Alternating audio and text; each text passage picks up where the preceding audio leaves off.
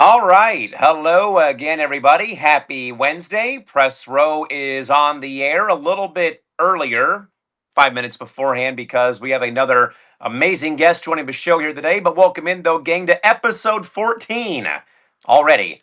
Press Row, as always, your front row seat to all things involving the sports business, sports media, and sports culture right here on ETB. As always, brought to you by our friends over at Playback TV. That man is Nick Morgeson in Plainview, New York. Cal McClurg here in San Diego on a beautiful, hot and steamy Wednesday night, September the 3rd, 2025. And as always, Nick and I are going to be bringing you folks another action-packed lineup of topics, takes, and deep dives up ahead over the next 3+ hours. As always, we encourage you to follow us on social media. We are at ETB Network on Twitter, Instagram, and on TikTok, and also subscribe over at youtube.com/ETB Network. As we have now gotten past 1,000 subs, let's keep getting beyond the 1,000 subscribers as well. And as always, ETB is brought to you by our friends over at at Playback TV, the real-time fan-first experience, where you can watch live games with us, react in real time, jump on the mic, and connect with fellow sports diehards from the NBA, Major League Baseball, and soccer, all happening here on Playback. Sign up for free today at playback.tv/ETB Network. And again, you can never watch sports alone again with us here on Playback. Nick, as always, man, good evening. I know that we are once again at this rate on a Wednesday, due to the fact that for me, work begins to kind of kick my rear starting tomorrow for the month of September. But as always, Nick, always love this show, doing the show, man. Great to see you. How we doing? I'm good, man. This show has really been picking it up, and we're stepping it up again this show. But before we get to all that, this is going to be a really good show. We are going to have a lot of WNBA again. We're going to have a lot of college sports, college football again, a lot of drama in the gambling space again. But also remember, we are simulcasting on YouTube, youtube.com/ETB Network as well. So if you want to check us out, you can check us out here on Playback or on our YouTube channel, which you can subscribe, which Callan did mention, youtube.com/ETB Network. But I'm excited.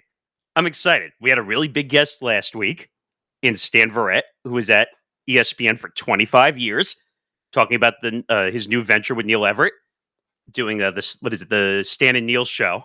Yes. Now, I want to make sure I get the order correct. But that was phenomenal.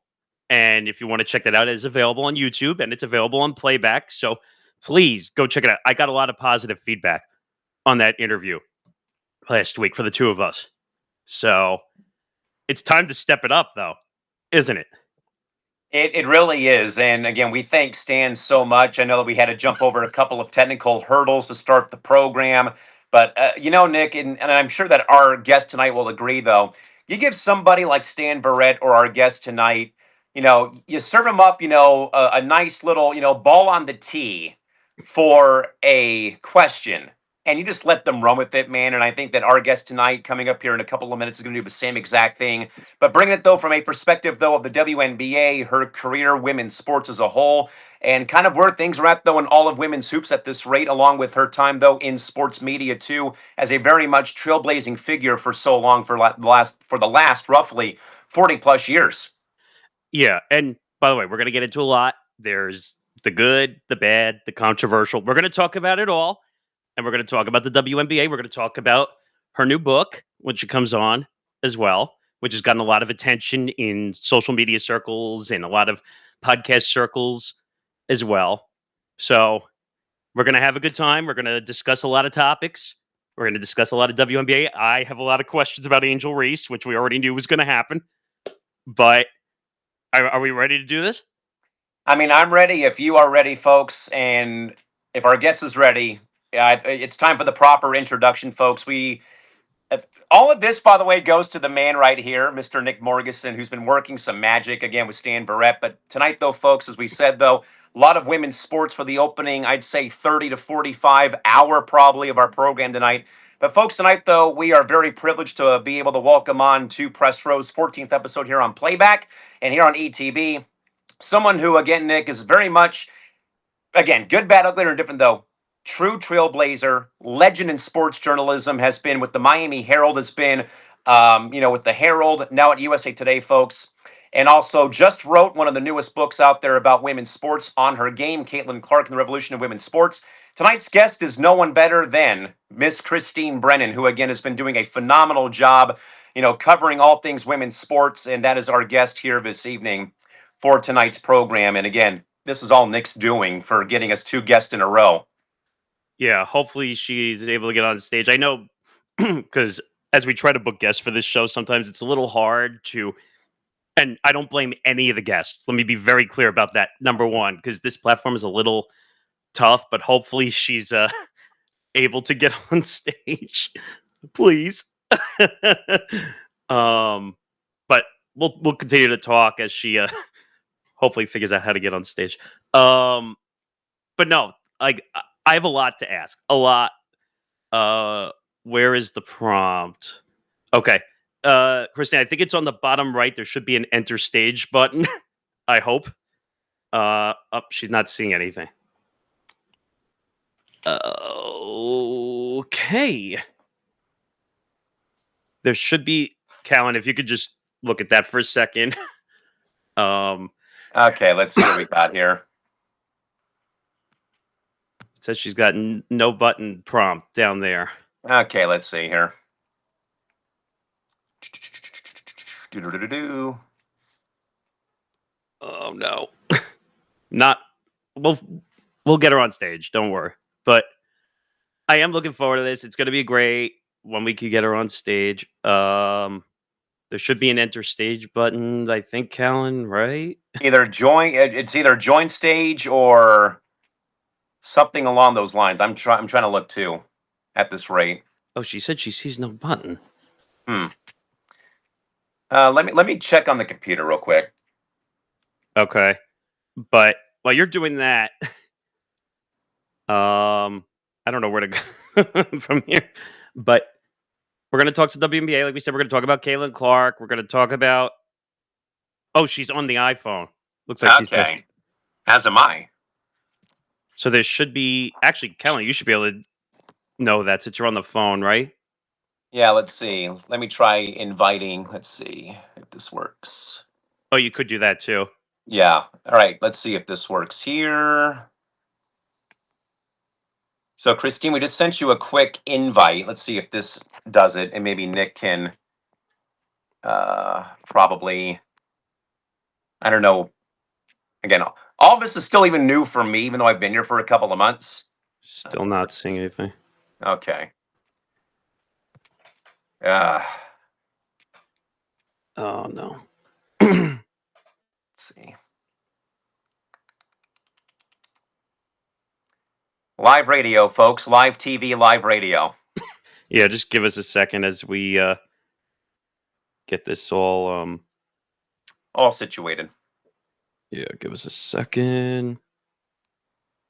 Let's see what we got here. Believe us, though, folks, too, that Nick has made a lot of suggestions regarding like one day or like a one show pass, basically for guests, where it'd be a little bit easier to get guests on when they do join the program. She said she sees us both, but she just can't get on stage. Yeah, that's weird. So let me see here. Oh man. Let's see. So I gave her an invite to join the stage. I don't know what's Nick, is it probably one of those you may have to exit the app and come back in, perhaps? What, for her? Probably. Maybe. Could try doing that. Hopefully. That's interesting because Stan was on the phone, right? I feel like he was, yeah. Let's see. I mean, I'm just checking room settings for something for a second while we're yeah. So she has the access, which is what I gave her, so she should be able to get on stage. Just see if I can look on my phone really fast. Yeah. Christine, 1 second. Let me just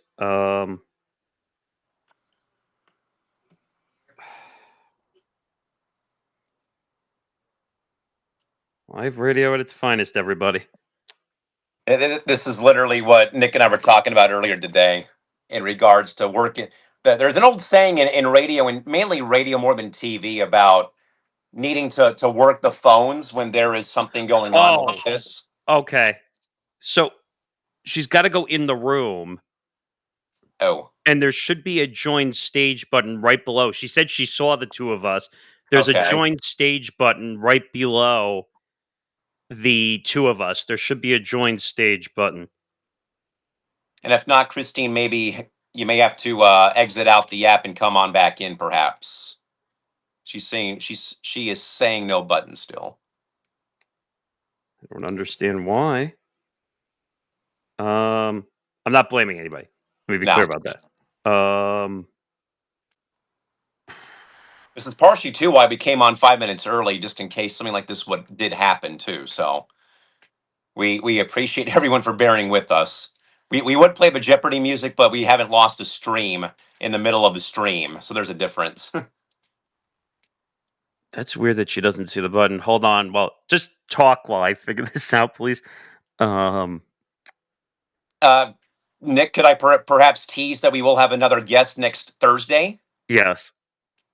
So next Thursday, for those who know him very well, Casey Stern will be joining us next Thursday on September the 11th. That'll be at a regular 8 o'clock Pacific time, 11 p.m. Eastern start time for the program here next Thursday for episode 15 already next week when that does in fact happen.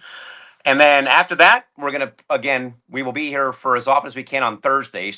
Just a couple times though, due to the fact of me having to be at work on Thursdays with in-game announcing, we will have mainly shows Wednesday and Thursday for the time being. But again, it's a Wednesday night show here today for Press Row. Again, we are just trying to get our special guest for the night, Christine Brennan, again, longtime USA Today writer. Again, just came out with a brand new book about Caitlin Clark that you can find via, I'm guessing, Amazon, all your favorite book publication places, which again is called On Her Game, Caitlin Clark and the Revolution of Women's Sports. You can again find that once more. Um, uh, find out or find Christine's book, and again, also her work with USA Today. Again, as I kind of said, though, again, a career though that has been a trailblazing path for so many women who are now involved with sports. Though, with her going from the Miami Herald to USA Today, obviously we'll have her joining us here. Nick is just trying his hardest to make sure we can actually get her on the program right now, just because again, no fault of anybody. This is sadly what we go through, though, trying to get guests on to our platform here. I'm talking to the playback team right now as we're trying to figure this out because I don't know why she's not getting it, but tell her to click the. Oh, tell her to click the on stage button is what I'm told. The join stage button is in that menu. Huh.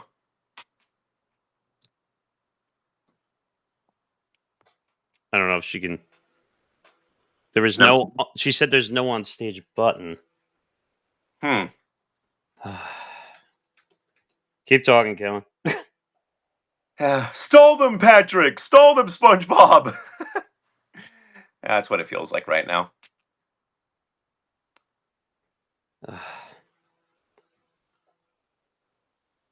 Yeah, I mean,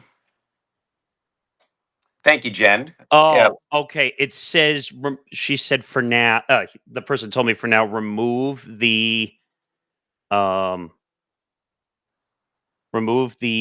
creator access and send the invite. Okay, give that a try and see what happens. Hold on. Wait. Don't worry, Christine. We're trying. We thank you though for bearing with us and having and your patience. Again, we had a similar problem though with Stan Verrett last week, trying our best to get him onto the program as well. But his was very brief though. But Nick was going round and round though with some of our executive producers of playback. And Okay. again, So now they're telling me that I removed the creator role. She should see a stage invite. Now. All right, we'll see if that works. And also thanks to our great pal Jen Kate, my co-host from Puck Talk, who dropped a link, by the way, for those who are interested in getting Christine's book about Caitlin Clark and how women's sports, honestly, Nick, has really changed over the last several years, if not mainly the last year plus. Sorry, I'm talking to them because now she said she doesn't see the invite either. Okay. Sorry, just keep talking as I try not to get angry at the playback people. Yeah. And it's like I said though a little bit that obviously that Nick, myself, Christy Wilson, Sarah Barber, and Jen, that we all have basically been doing our part to kind of bring you a lot of WNBA games when we've been able to. I know Nick and Christy and I believe Zan did Liberty Valkyries last night. Last in the evening, I think after the U.S. Open had concluded for tennis, they also showed baseball last night. And as someone, like I always say, as I always say, regarding where women's sports has come over the last several years. As Nick has worked in women's college basketball. I've worked in women's college basketball. I've worked in women's soccer, women's volleyball, softball, you name it. All of those, all the sports though gaining traction. And I don't know if it's necessarily about, you know, um, is it about certain players for sure? Is it about, people, as I always say nowadays, I'd say with, women's pro soccer, women's basketball, that there is deep ownership pockets as opposed to, I recall, I think, telling Nick a couple weeks ago being here that I recall after the 99 World Cup, and I'm sure Christine probably could, agree with me that when they began to start some of these leagues, not named the WNBA, but like the WUSA getting underway in 99, 2000, that it was still popular, but like the shine of 99 and the women's team coming off of kind of came off, I'd say, and ownership wasn't as deep or very much invested, I'd say, and where sports have gone. And now, as we have been seeing, though, with the rapid growth of the WNBA, again, that's good, bad, ugly, or indifferent, that is along the lines, though, too, of the NWSL, lasting as long as they have over 12 plus out, 12, 13 plus years in their league. And now other sports are getting their due diligence. That it's more about the fact that a lot of these ownership groups, though, want to really put their money where their mouth is and actually invest in the product. Oh wait, Christine. Okay, let me try this one more time. I just sent you an invitation to stage. You should have gotten a notification now on the iPhone. It should have sent you a notification to join stage. Hopefully that worked. Please. I'm hoping. Yeah, we're hoping. But I mean, at the end of the day, though, is that as I will always say, as somebody who is, much like Nick, though, I mean, has backed this league for such a long time, to find those see the league get the eyeballs on it. Now, again, that's like I usually say, that's good publicity, bad publicity, whatever it might be. And that people like Christine Brennan, though, will do their best to bring you the actual content, not sugarcoat things, but actually say that there's problems going on. And again, we know about the CBA problems, we know about the on-court drama that's been going on over the past year plus, and there's been so many other things, though. But even then, now all of a sudden, though, Nick, before you go and break your hand on the wall, my friend, because I know the Yankees keep losing and playback doesn't want to bring our guest on, that these last 2 years though has really put eyeballs, whether it's good, whether it's bad, whether it's a mixture of both, or it's whatever you want to call it, though, that it's been just refreshing, I think, just to finally see that women's sports are gaining traction. Obviously, there's still, a long way to go with where things go from here to where this, where all these leagues could go. And, we'll talk about drivers, we'll talk about, other things that the league can do to keep it sustainable. But obviously, the big elephant in the room, though, as Nick and I will talk about, eventually, plus later tonight, is the ongoing labor issues plaguing the league right now, with there being a October 31st deadline for the CBA that probably is looking more and more grim. Nick and I've talked publicly a lot, though, about the back and forth when it's come, though, to everything, the offer, um the offer that was made by the league the first time around. And, we obviously have seen plenty of things with labor disputes across the sports world.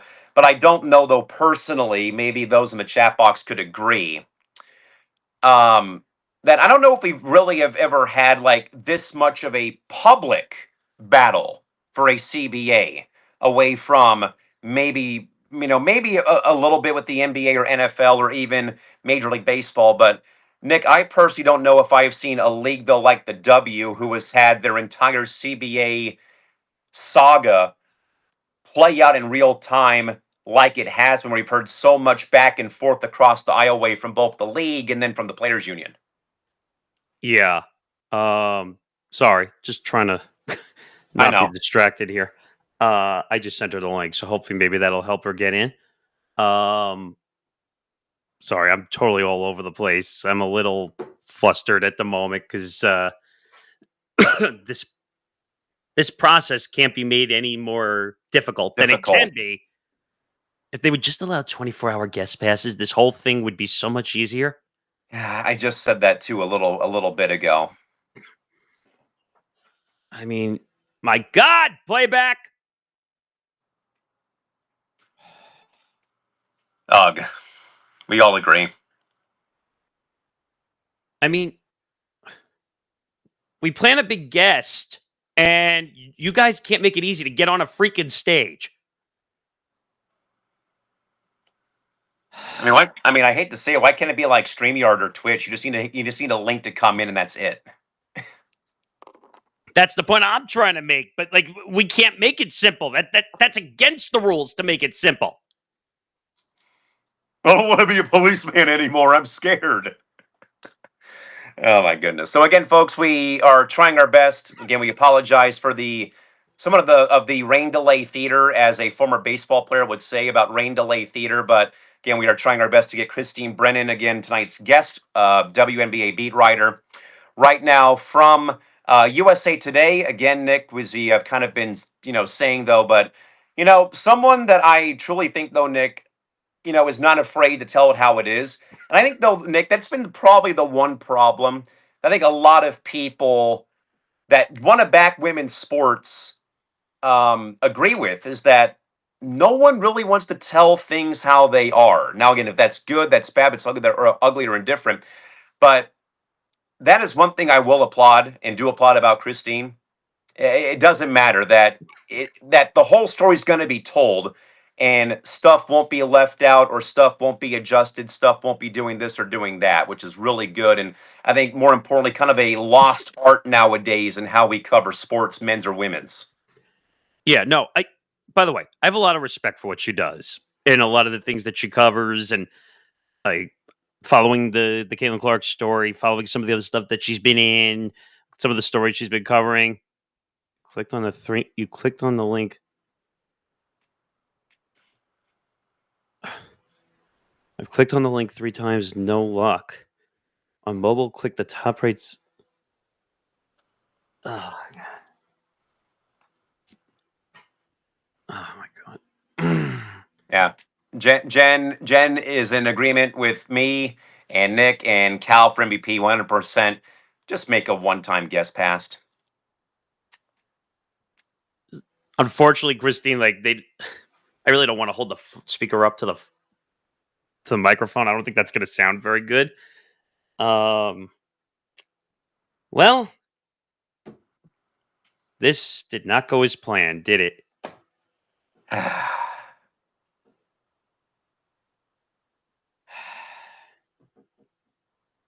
just don't think the speakerphone's going to sound very good.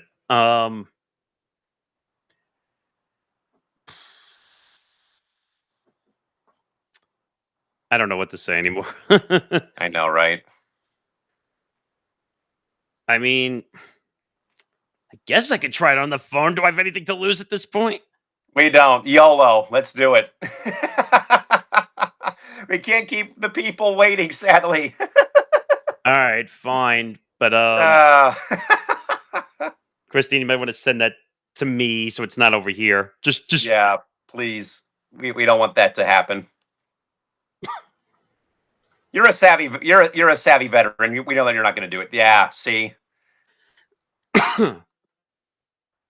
that's how you know you've been in sports for 40 years. Is that hey, I'll email you my phone number. That's how you do it. I know. I've been down this line many times before. I just hope this doesn't bother everybody in the house. At Yeah, that'll be fine. Yeah, I know it's 10:20 in the evening out there. It's okay. least you won't have to worry about hearing it through my headphones, though, because at least it'll be on my phone. That is true. Oh wait, I think she just sent it to me. Awesome. Okay, hold on. Let me dial. All right, folks. We thank you for bearing with us here the last 25 minutes. Again, playback, please. I'm not going to be as boisterous, but we need to make this a little bit easier to bring people on. I mean, if Okay. it has to be to where Nick and I have to make a ETB guest account Hi, Christine. Hold on one second. Okay. to join the program, we will do whatever it takes. Okay.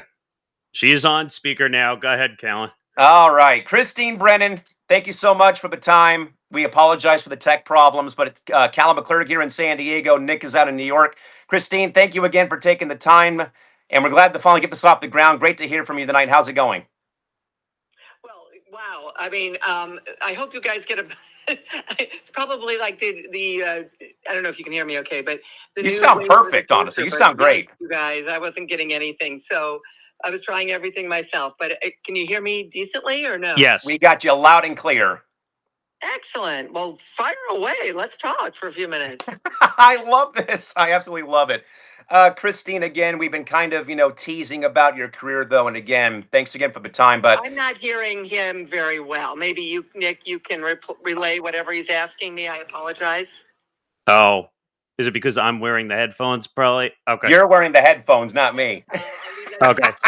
Why don't? Yeah, I can hear you loud and clear, Nick. Hold on one second. All right. Now I'm taking the headphones off. Now ask me, Callan. Okay, that's better. Christine, can you hear me now? I can hear you now. Perfect. All right. Yeah, Nick had to take the headphones out, but it's okay. But Christine, again, trailblazing writer again, Miami Herald, USA Today. Again, you've been seeing sports though, write in a writing capacity for over 40 years. Christine, what is it kind of like though when people, maybe meet you for the first time that maybe your career inspired them though, but more importantly, what's been the biggest difference, though, that you've seen between your early start, though, at the Herald back in the 80s to where sports media has gone now, mainly more importantly for women in the field as opposed to the whole field in general? Sure, sure. Well, again, glad we can at least salvage some of this. Yes. And appreciate your efforts. And I was trying on my end like crazy as well. So who knows? But yeah, obviously it's an entirely different world. I'm thrilled that there are so many women covering sports. Part of the one of the main things in my career was fighting for women to have opportunities throughout sports media. And we have thousands of women covering sports now. They're behind the camera, they're in front of the camera, they're writing for websites, writing for television, writing obviously for newspapers and news organizations, radio, etc. It's just wonderful. Podcasting and with the Association for Women in Sports Media, which I was the first. There were 4 women that started it, but I was the first president and started a scholarship internship program, and we've honored over 200 women. So those kinds of things mean a lot to me, and those days of questioning whether women should be able to do their jobs and do interviews in the locker room, that's more than 40 years ago now, and thankfully all resolved and wonderful to see. And then to see a women's team sport explode like the Indiana Fever and the WNBA and Caitlin Clark have, that takes us to a whole new level. Because by and large, our top female athletes over these many decades have been Olympians or tennis players, golfers. They've been the top names in women's sports. Serena Williams, Venus Williams, going back to Billie Jean King, Chris Evert, Martina Navratilova, obviously Nancy Lopez, and then you throw in Olympians, hundreds of them, but most recently Katie Ledecky and Simone Biles, and to see now a women's team sport, Caitlin Clark leading the way with the WNBA and the opportunities there. That's an extraordinary change. Having said that, I've covered more men's sports than women's sports by far. Covered Tiger the length of his career, covered Super Bowls, NFL, Washington Post for years as well. And so, just to see women have opportunities throughout all of that, not just covering women's sports, but of course, men's sports as well.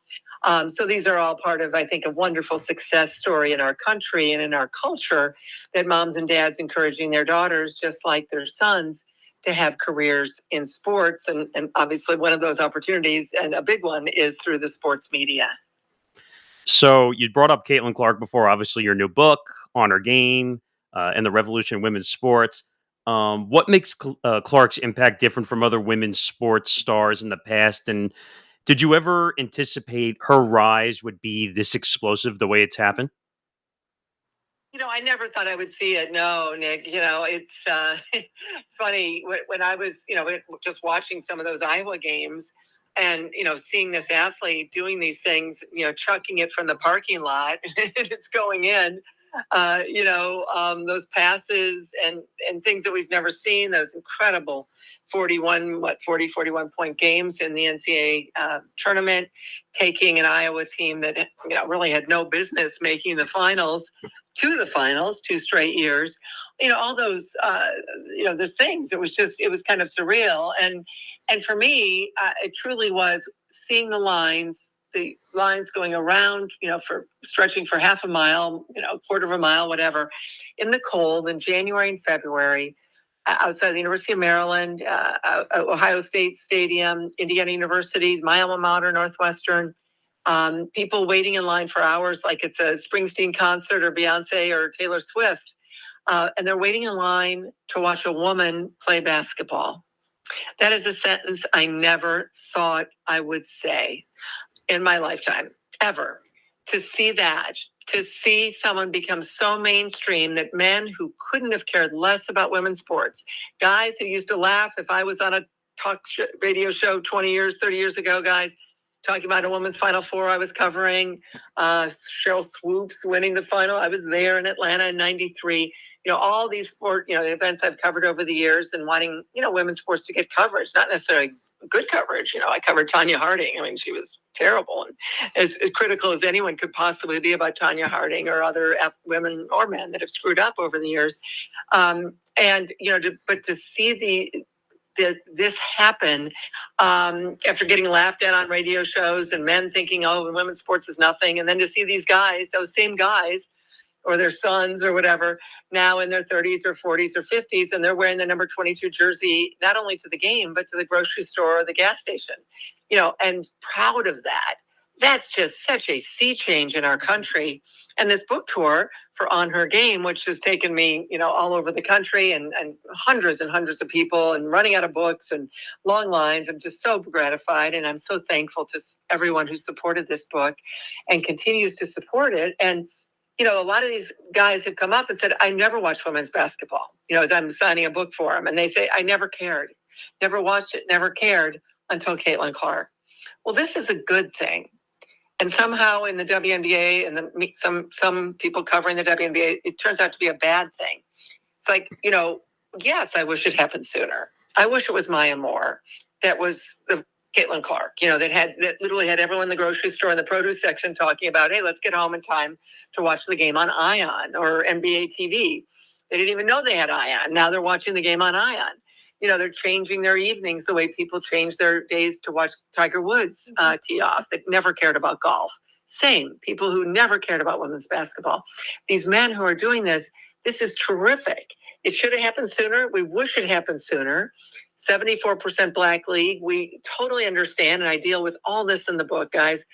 Talking about how difficult that is for some of the Black players to accept that it's a white woman that's a superstar. That's totally understandable. As I said, as a journalist, I deal with every issue, including that in the book. And but it's happening now.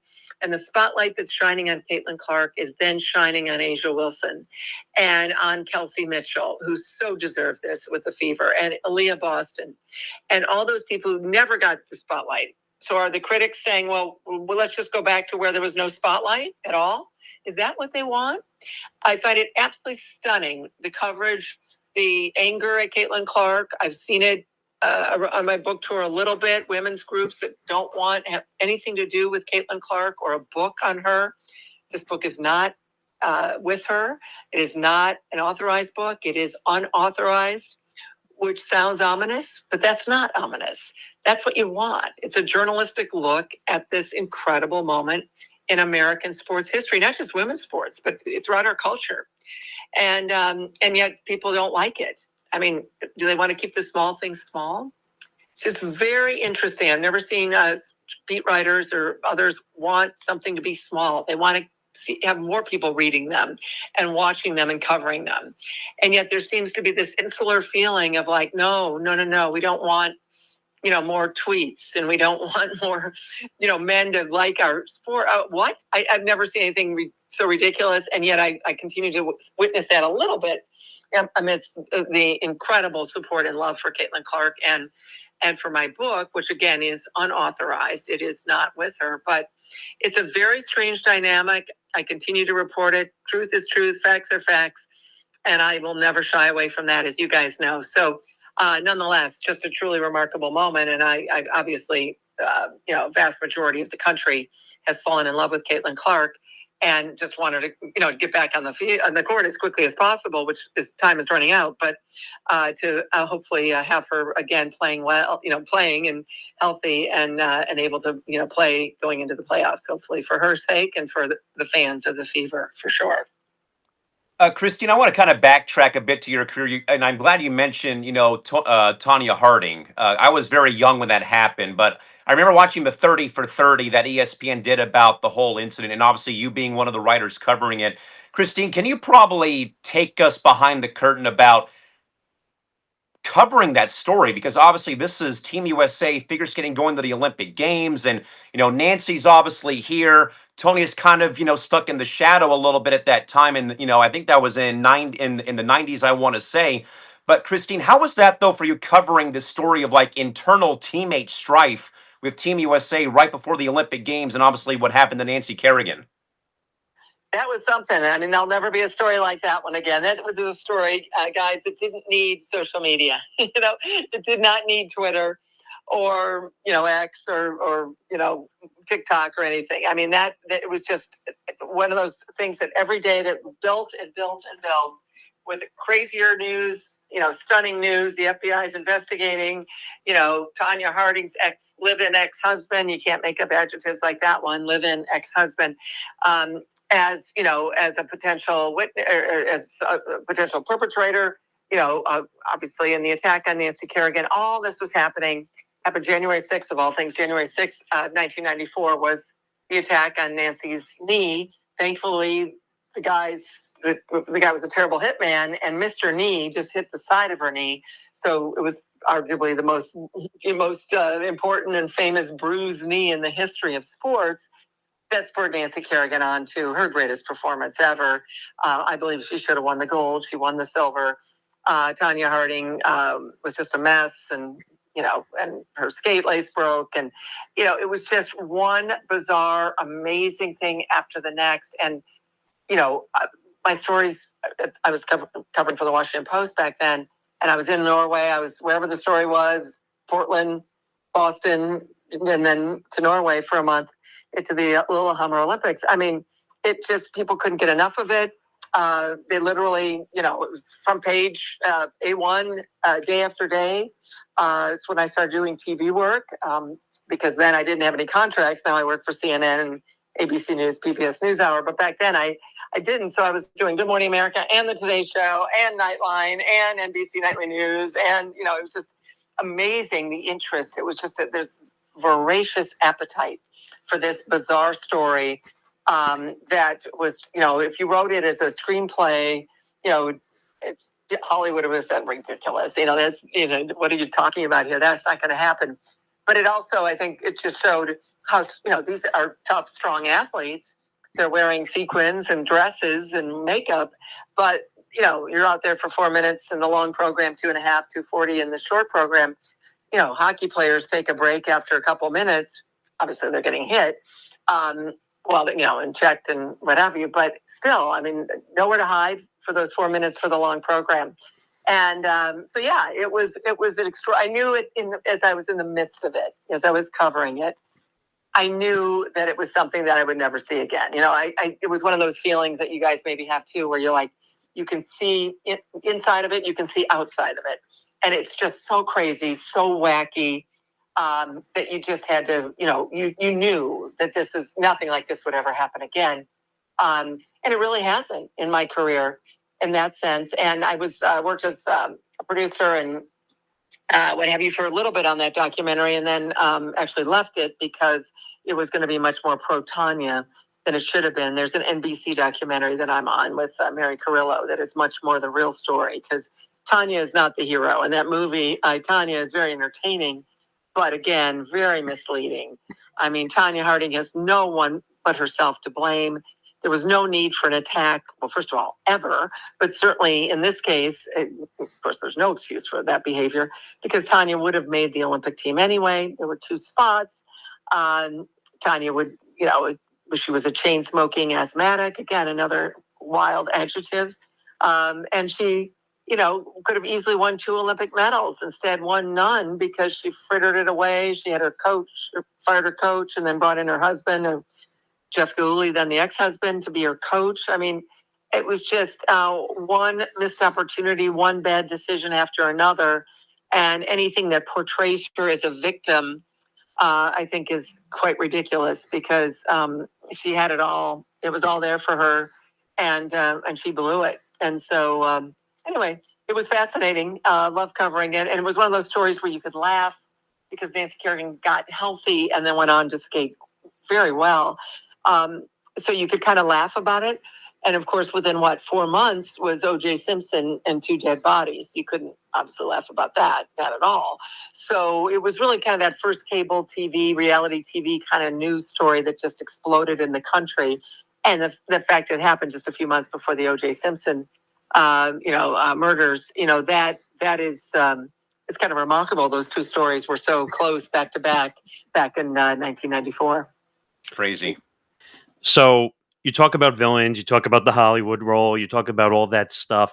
I kind of want to go back a little bit to now, and Callan knows where I'm going with this, where I want to talk about Angel Reese a little bit, because I'm the one of this network that we're on that's not the biggest fan of Angel Reese when it comes to the WNBA. Like, Caitlin Clark is more of the star, gets along with everybody. I feel like Angel's more of the villain. You see her doing all these movie roles. You see her doing the podcast. You see her doing all these things. Do you think that she's doing too much off the court that's not helping her brand on the court? I think, at this stage, a lot of people, are doing different things. I mean, Caitlin Clark just, had this, big Stanley, endorsement. The water, bottle, whatever they call that thing. And of course, then her logo being revealed. I think, it makes sense. This is your opportunity. You're 23 years old. This isn't going to last forever. So, Angel certainly has decided to, do things in the entertainment world. Caitlin Clark is definitely doing things more in the sports world. And, it's working for both of them in different ways. Caitlin is the one who attracts the most attention. I think, again, numbers and data are very important. And Angel Reese can't sell out that smaller Chicago arena unless Caitlin and Indiana come to town. And maybe the New York Liberty a couple times. But, and of course, they only moved the games to the United Center, 20,000 seat United Center for Caitlin Clark, not for Angel. So I do think there's confusion sometimes, like, oh, Angel Reese is getting the same TV ratings as Caitlin Clark. Not even close. Angel Reese is getting the same attendance as Caitlin Clark. Not even close.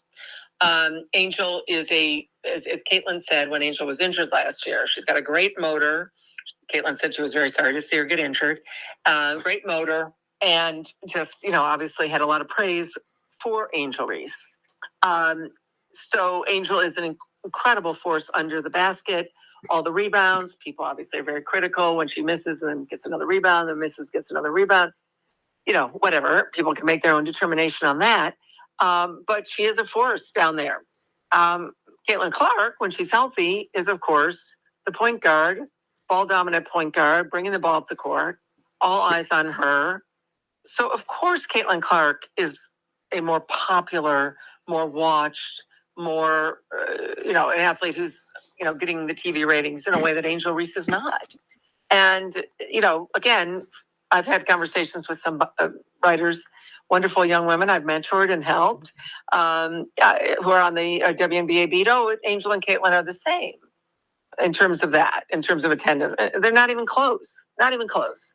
And I don't understand where that comes from because, again, the facts are quite obvious and an example for you guys and your listeners and your viewers.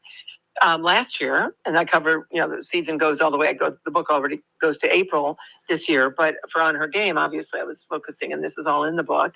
That last year in DC, Chicago came to DC one day, and then the next day, Indiana. So this is apples to apples. Same arena. The Mystics moved from their 4,200 seat arena to the 20,000 seat Capital One Arena downtown, where the Caps play and the Wizards, and Angel Reese for Chicago. The attendance was an even 10,000. They had the curtains up over the second upper deck, and it said 10,000, which means it probably was. It's probably. I mean, that's a little weird. They just gave it a 10,000, so maybe it was an estimate or whatever. Fine, 10,000 for Angel Reese. 24 hours later, over 20,000 for Caitlin Clark. Not even close.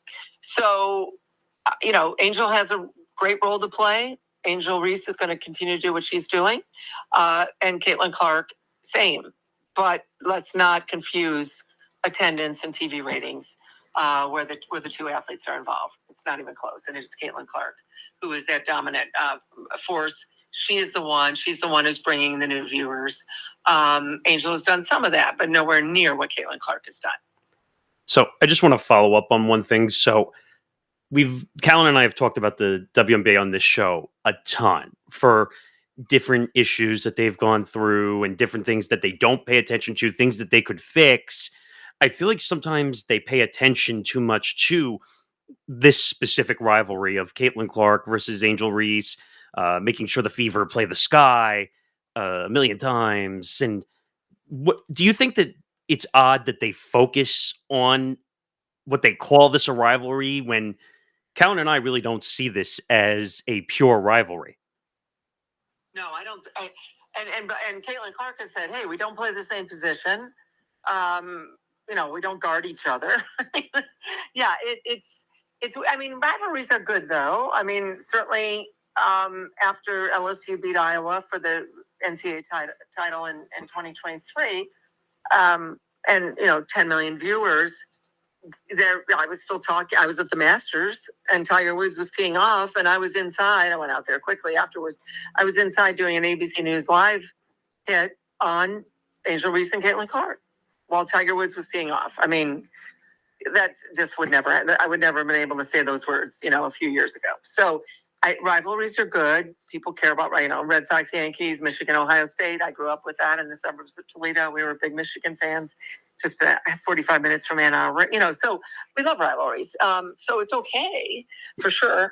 And they do go back a long way. They played AAU ball against each other. Angel Reese's Baltimore team and Caitlin with All Iowa Attack out of Ames, Iowa, and then Des Moines. They, for a while, for 2 years, Angel was in the Big Ten at Maryland before she went to LSU. So Maryland against Iowa, they played against each other. So, there's a history there. And it's good. I mean, that's okay. But no, I think, and again, just the way that Caitlin exploded on the scene last year and the way she dominates games and obviously the logo threes. Shooting from, next county, it goes in. She's sideways, everything about what she's done. And then, of course, her passing.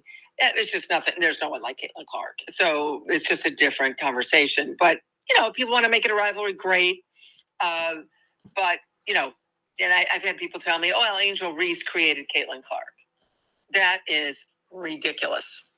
Because the TV ratings and numbers, which I have in the book and on her game, clearly show that Caitlin Clark was already getting extraordinary TV ratings before the LSU game. And the "you can't see me" and pointing to a ring and the Angel following Caitlin around, that occurred at the very end of the game, which then is counterintuitive to the entire crowd, attendance, or excuse me, the TV viewership for a game that went on for over 2 hours. If Angel's doing it at the very end, literally everyone just, started watching in the last, minute. No. So I know people try to make that, that statement. It just makes no sense. Again, facts are facts. Whether you like it or you don't, it's just, it's Caitlin Clark, folks. It's, and then you'll have people saying, and I certainly have had this, and I'm happy to say this, Paige Beckers is a great basketball player. She's excellent, right? And she was Caitlin Clark before Caitlin Clark, and then she got injured. But Paige doesn't do those logo threes. I mean, Caitlin Clark's an entertainer. She's a high wire act. She is what Tiger Woods was, that person you can't take your eyes off of them.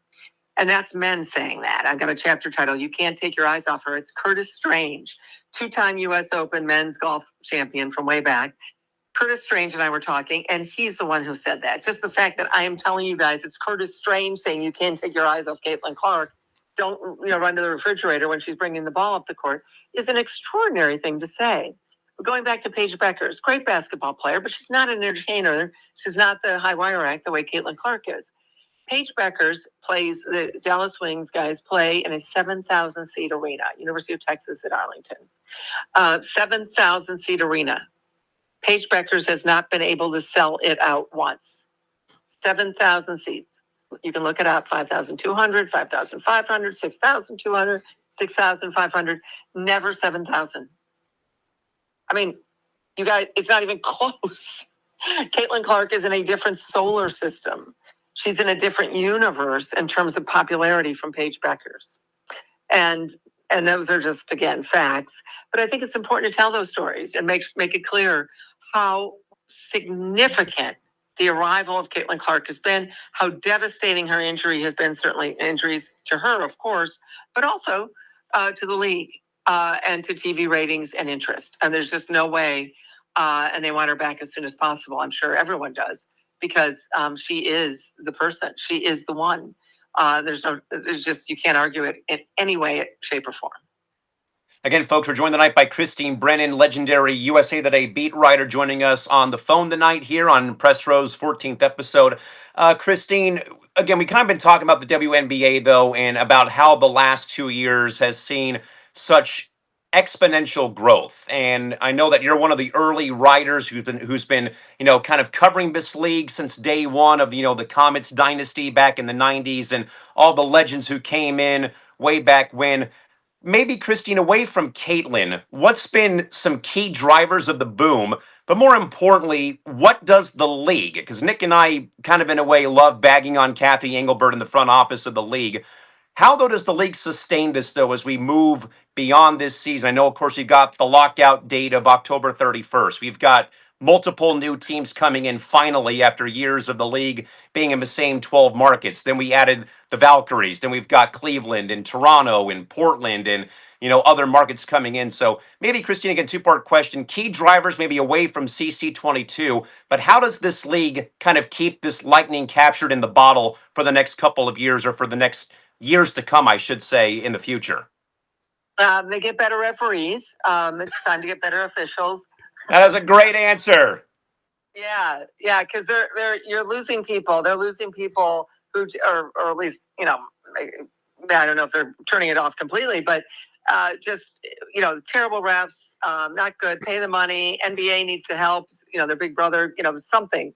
This is ridiculous. Also make it and also call it so that you have a more fluid game. This is entertainment. You want people to be entertained. They're great players, beautiful play, wonderful opportunities with fans. This is the moment. This is it. You've got the eyeballs. You've got people there.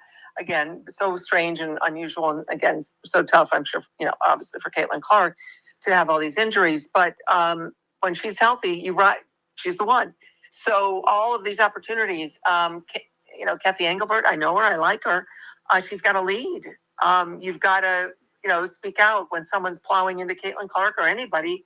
You can't have the refs blow that and not kick them out of the game like the Marina Mabry one earlier this year, and then show leadership. Have a video or a statement come out the next day that says, hey, you know what? We're suspending her for a couple of games. Mabry, you just cannot, be a freight train plowing into anyone, much less the economic rocket ship of the league. Because if that had injured Caitlin Clark, it didn't. At least we don't think it did. A terrible hit by Mabry, the dead ball one, a few months ago now. If that had injured Caitlin Clark, you know who that would have hurt the most, other than Caitlin Clark being injured? Marina Mabry, because that's your economic future, and that's the ultimate conundrum here. Those that don't like Caitlin Clark or whatever, they need her desperately for this collective bargaining agreement. Because Caitlin is the one, and if you're the owners, if you're management, you can argue, well, without Caitlin, the All-Star Game TV ratings dropped 36%. So the players need her to be able to use her to get more money for themselves. Fascinating, isn't it? Absolutely fascinating. But yeah, if Kathy Engelbert needs to lead, they need to do things to make the game more interesting, enjoyable, not have everyone get injured. I'm not saying, again, that by a hard hit is necessarily causing injuries, but what the Indiana Fever have had is extraordinary, and that does impact. I've talked to so many people who say, hey, I'm just not watching. Without Caitlin Clark, I'm just not going to watch. These are facts. So I think that, and I think, it's good that they've got the Valkyries. Valkyries are a great success story. They're going to have the most attendance, home attendance, more than the Fever. They've got a bigger arena, so probably more anyway. But then without Caitlin playing, although again, lots of people bought tickets ahead of time and then either try to sell them or show up anyway, or get rid of them on the secondary market. But so the Fever still have great attendance this year, and on the road, the Fever by far. You look it up, and they're so far ahead of any other team in terms of a draw on the road. Even now, again, because so many of those tickets were sold. But you've got to keep getting, again, we're going to have Portland next year. You'll have Toronto. Keep having expansion teams because these college players have great followings. TV ratings are much better for the college game than the pro game. Obviously with Caitlin and, the 18.9 million watching Caitlin Clark and the Iowa bringing people to the Iowa South Carolina game, NCAA final in 2024. I mean, those are huge numbers. The WNBA is thrilled to have 2 million. So again, 18.9 million to 2 million. So you want those college kids then to be able to come into the WNBA, stay, not get cut, and then bring their following with them, like we've seen with Caitlin Clark, Kate Martin, with Angel Reese, bring that following with them. So then you've got the fan base increasing because you have more teams with more opportunities for these college stars, so they don't get caught and have to play overseas. So those are some of the things you want to do. But this is the opportunity, and do not go on strike. That would be literally the stupidest thing you could ever do. What several people say, we'll go on strike. That is insanity. We'll see how that plays out over the next month or so. But you cannot, to have a work stoppage, even if it's the off season, will just turn people off. We saw that happen with baseball. We've seen that happen with other sports. It takes a long time, especially like for a sport like baseball, to bring people back. It took the home run contest, obviously all steroid induced, as we then found out.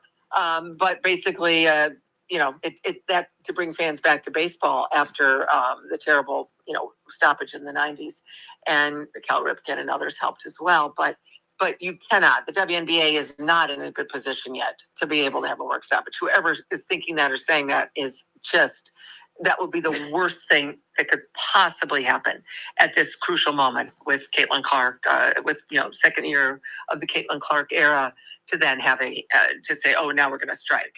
That would just be insanity for sure. So I just want to follow up on that point with the CBA, obviously the date coming up, like Callan said. I don't know if you could put a percentage on it for the lockout, but besides that point, Cal and I have talked about Kathy Engelbert a ton Ugh.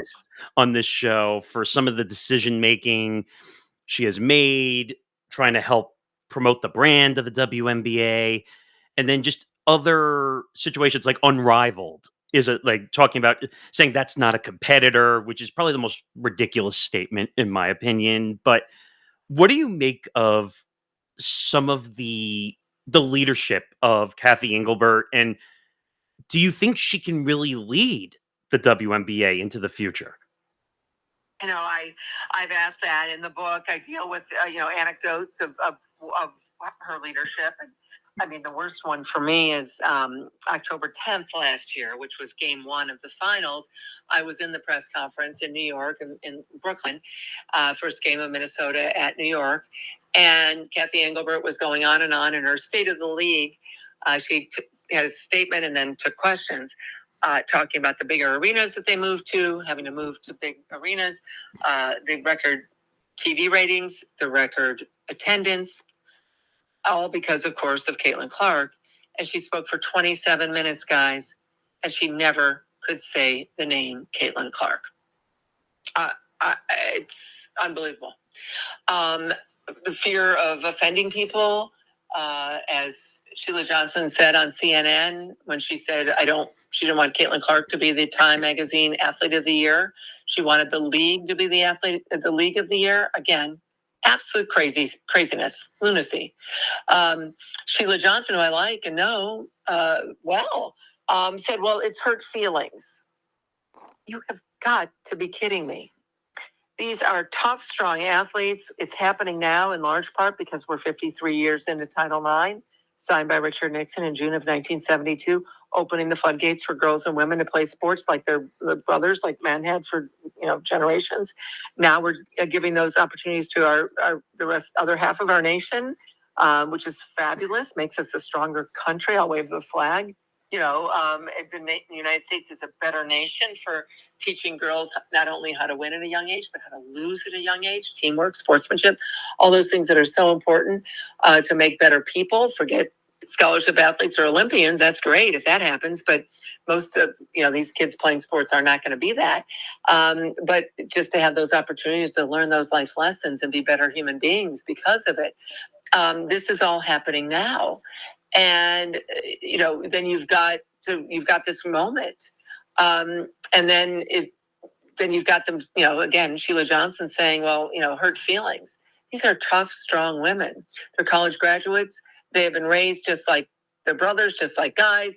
They're tougher, stronger in some ways, probably than some of the guys, that they grew up with. And what? We're worried about their feelings? I mean, I'm hearkening back to that great movie, A League of Their Own, with the Tom Hanks character, Jimmy, the manager. There's no crying in baseball, right? There's no, what? Right? What are you talking about? So, I mean, there is so much that needs to be done. Great leadership, enough already. If you're, obviously, again, 74% Black league, and you're upset that there's a woman that comes in from Iowa and is white and is straight, and that whatever the percentage of gay women is in the league, it's certainly significant. If this is bothering you, let's talk it out. Let's figure it out. The great Dr. Harry Edwards, I have him so honored to have him quoted in the book, talking about what should have happened. Again, Dr. Harry Edwards, a Black man, great civil rights leader, the man behind the Black Power salute at the 1968 Mexico City Olympics. Excuse me. He says the WNBA failed the players. And it's Harry Edwards' voice talking about having Zoom calls and meetings and, listening to the players and discuss how it might be a little difficult or a lot difficult to understand or to deal with, that it's Caitlin Clark and that it didn't happen earlier for Maya Moore or Cheryl Swoops or Candace Parker. Not that they weren't sports stars, but that they would be literally crossovers so that you could walk down the street, that we all could run out right now, by 10 people on the sidewalk, ask them, name a women's basketball player, and I think 10 out of 10 would say Caitlin Clark. Or have you heard of Caitlin Clark? And the answer being yes from everyone. including just not sports fans, just anyone you run into on the street. That's how big a deal Caitlin Clark is. And that didn't happen to those other women. For those other women, I wish it had. It didn't. Reality is reality. Facts are facts. And if that had been some preparation, some conversation, and here we are, second year, and I still see this kind of nonsense happening. So I don't understand what's going on. This is the moment. This has been what everyone's waiting for. You're seeing the rising tide lifts all boats. Asia Wilson, perfect example. Very small number of, less than 100,000 votes, all-star votes 2 years ago. Now close to 1 million this year. Caitlin Clark, of course, gets by far the most votes, but then everyone else is getting more eyeballs and more votes because of Caitlin Clark. And yet there's still people that do not like this. I said earlier, do not want to embrace this. I've never seen anything like it in over 40 years of covering sports, most of it men's sports, where you want the team you're covering to be interesting to people. Whether they win or lose, who cares? When I covered the Washington football team, the old name, the Skins, I didn't, if they went 16-0 or 0-16, that I had nothing to do with that. I'm the beat writer. But you want people to care and be passionate about it. And then they read your stuff and they watch you on TV. I've never seen anything where people want the small thing to remain small, but I do sense that within that world of the WNBA and the media covering the WNBA. And again, it is mind-boggling to me that they would be now near the end of year 2 of the Caitlin Clark era, which is exactly what it is. Let's call it what it is. And they're still seemingly just rudderless and terrible refs. And of course, Caitlin Clark's injured. That's not necessarily anyone's fault, but just the product is just it is not as watchable as it should be. All of the above. And as I said, how many times can I say it, guys? This is the moment. Don't screw this up.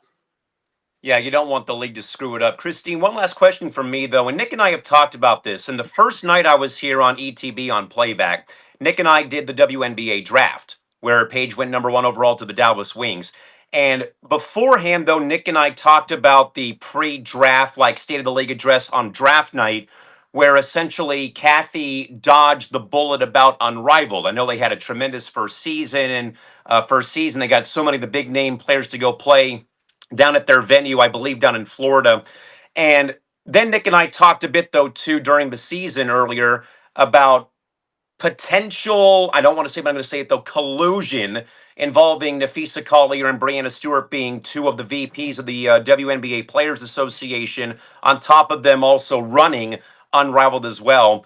And Nick and I still are kind of stuck on this, or still are on the fence, Christine, about this particular topic. Do you at all see, especially if there is a lockout, could Unrivaled somehow, some way dethrone the WNBA or put them out of business, in your opinion? I don't think that can happen, no. Well, I mean, I guess if there's no WNBA going on beyond, if there is a lockout or a strike, whatever, and then you didn't play for like a full season, and you have the Unrivaled. But no, I mean, 3-on-3 is goofy. It's goofy basketball. As I report in on her game, Caitlin Clark had an opportunity even before she was snubbed, and I deal with all that in the book. And anyone who's mad, your heart rate will go way up again, because I break more news in the book about everything that happened, how stupid that decision was, just ridiculous to not put Caitlin Clark on the Olympic team. And but she did have an opportunity earlier if she wanted to be on the 3-on-3 team. And she said no to that. It's not basketball. I mean, anyone, it's 5-on-5 is the real basketball. And nothing against anyone who wants to play 3-on-3, but that's not the real thing. And so, no, but I do think, sure, there can be a conflict there. If it benefits, you've got a stake, your owners and your, whatever, investors, and your idea is the 3-on-3 Unrivaled, and it can keep playing. I mean, anytime there's any questions or any chance of concern or impropriety or what their exact allegiance is, then you got to address it and deal with it. And if you got to recuse yourself, you got to recuse yourself. I mean, that's just facts. So again, there are times when the WNBA looks like it's ready to explode, and the Indiana Fever certainly are like a major league, men's major league team, for sure. New York Liberty feel that way, with the crowd there. Although again, they don't have anywhere near the following on the road that the Indiana Fever do. Valkyries feel that way at home. Again, they're like last on the road, so they've got no traction there. But you've got this moment, and again, if it's like a big league sport, which is the way, Caitlin Clark is not only one of the most famous athletes in the country, she's one of the most famous people in the country. I mean, that's how big she is. I mean, this is, women's team sports, we've never seen anything like this. And Serena, yes. A few others over the years, yes. But, I mean, we're talking about something we've rarely, if ever, seen in women's sports. And so you have to be in the big leagues, and you have to act like you're in the big leagues, and you have to have the ethics of personal ethics, and hopefully to make sure that there's no conflicts of interest. This is not a minor league unless they think they want to be like a minor league, and want to act like that. I hope they don't, because this is something that, again, people like me have been covering and thinking, hey, would this ever happen? And I thought, no, I would never see this happen. And now here it is. This is the moment. But you've got to act that way. You've got to be professional about it. And if there's any conflicts of interest, you've got to declare them. And if there are concerns, you've got to recuse yourself or get out of those negotiations. Media coverage should be extensive on that. I'm not sure it is, but I know there have been people talking about it for sure. And I hope that continues, because the journalists, that's the other thing, tough journalism. People got mad at questions I asked. I would ask I've asked, hundreds of male athletes questions. Was the Players Association saying that women can't handle questions that men get? That was their message. You've got to have tough questions, strong questions. You're not the PR people. You're journalists, and you cover it. And you can't be afraid if someone gets mad at your questions. That means you're doing your job, and that's what I've done for years. So there's a lot here that needs to be examined for sure. But I encourage everyone to stay on top of that issue about that potential conflict as this CBA situation moves forward. I absolutely, these are conversations. These are absolutely valid conversations that we should be having. Well, I guess I'll end it with this. Do you think that there actually is going to be a lockout, or do you think there's going to be a last second, coming to grace to figure it out? Well, for their sake, I certainly hope there is a last. It will be absolutely devastating to put themselves out of business. That's insane. Now, having said that, the players, when they wore the T-shirt, pay us what you owe us. Well, by all accounts, the WNBA is losing money. So what does that T-shirt even mean? Right? Now, having said that, when Caitlin Clark's salary, and again, it took Caitlin Clark for people to notice. Caitlin Clark is the one. She is the attention magnet. She's the one everyone cares about. No one else, to the extent that Caitlin Clark, sorry, it's true. I wish it had been others, as I've said before. I'll say it again. Wish it had happened many years ago. It didn't. But with Caitlin Clark, the rookie salary, $76,000 last year. And of course, the top NBA draft pick makes $57 million. I would have put that on a T-shirt. 76,000, $57 million. That's a good point. T-shirt to me. They deserve more money. They will get more money. The TV deal is bigger, $200 million for 11 years, like 4 times the size. The franchises are worth more. So there are some real positives financially. But I could see the owners saying, well, okay, but, when Caitlin Clark's out, look at what happens on some of the ratings. And again, the attendance, yes, the attendance is up this year, but there's a whole, I had to laugh. Some of the stories they failed to mention, there's a whole new team this year. That's why attendance is more. The Valkyries, they've got another team. Of course, it's more than it was last year. There's a whole, instead of 12 teams, there's 13 teams. I mean, again, you just can't make up how ridiculous some of this stuff is that you see to try to make the point that, it's not just Caitlin Clark. Guys, everyone, it's Caitlin Clark. And of course, there are other great players, but Caitlin Clark is the one that is changing the landscape. And so I certainly hope for the players, journalistically, I think it'd be fascinating. So, you get, as a journalist, you cover the story that is dealt, the hand that's dealt you, so to speak. So if they have a lockout or some kind of strike, that would be huge news. And I would cover it and deal with it as I would as a columnist for USA Today and, whatever. But for the sake of the players, for the sake of Caitlin Clark and all these women as role models for girls and boys, and Caitlin talks about that, not just girls, but boys, as she signs those autographs. I've never seen anyone do this. The way she gives back, totally opposite of Tiger, who couldn't have cared less. Tiger Woods didn't sign autographs, didn't care, and has no coattails moving forward. Caitlin Clark, obviously, is going to have coattails for 50 years because she cares so much about being a role model. But, again, if you want to just say no to that and just take that off the calendar, people won't miss it. They'll just go on with other things. The WNBA is not in a position yet where it has got that kind of heft and weight, other than Caitlin Clark. And so, we'll see how that plays out. But I certainly hope for their sake they don't do it. Journalistically, it would be a fascinating story to cover if they do. I guess that's my best answer. Yeah, and again, Nick and I, Christine, have been keeping an eye on this whole thing ever since we started this program, back in April or a part of May or June, and it's been, WNBA news in some way, on the court, off the court. But Christine, we thank you so much for bearing with us with the tech problems today and for calling in. Before I let you go, please feel free to plug the book further, where people can get it, where the next tour stop's going to be, more importantly, where we can find you on social media. Absolutely. Thanks. And I appreciate you guys. I'm glad we could work it out. I'm glad it must sound okay. So that's great. It's great to talk to you. And again, boy, I tried, you tried. Who knows?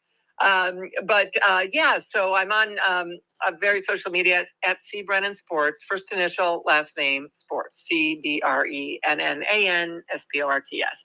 So that's X, Twitter, and Threads, and Blue Sky, and Instagram, and Facebook. And then the book, On Her Game, is available. And in fact, right now, Amazon's got some great deal, like 40% off. So it's only $17. So, and one of the things that I'm doing is, and I've told people, send an email to me at my website, which is just my name, ChristineBrennan.com. That's not C Brennan Sports. It's just ChristineBrennan.com. And with your name and address and who I should sign the book for. And I will send book plates, which are those stickers you can put in your book, to people. So for holiday gifts already, if you're thinking that, birthdays, whatever, signing so many books for people who are giving them away right now on Amazon. Again, huge sale because the book has done so well. And we were, right off the bat, New York Times bestseller. So I'm so honored and I'm so thankful to everyone who has bought the book and supported it. But yeah, you can find it anywhere, your bookstore, local bookstore. But as I said, Amazon's got a great deal. And I'm happy to do book plates, send them out, take care of the postage for anyone who wants books, either their own book signed or other books for family or friends, or that 12-year-old girl or boy in your life, which the book absolutely is great for them, for their parents, for their grandparents. Anyone can read it and enjoy it. So thanks so much. Thanks for the opportunity to plug it. And again, and as far as book tour, got actually a virtual one tomorrow. People can find on my social media to ask questions and whatever. So there'll be a Zoom. There's a Zoom link, and that's 6:30 Eastern time tomorrow, Thursday, September 4th. So that's one that's coming up next, and there'll be more down the road for sure.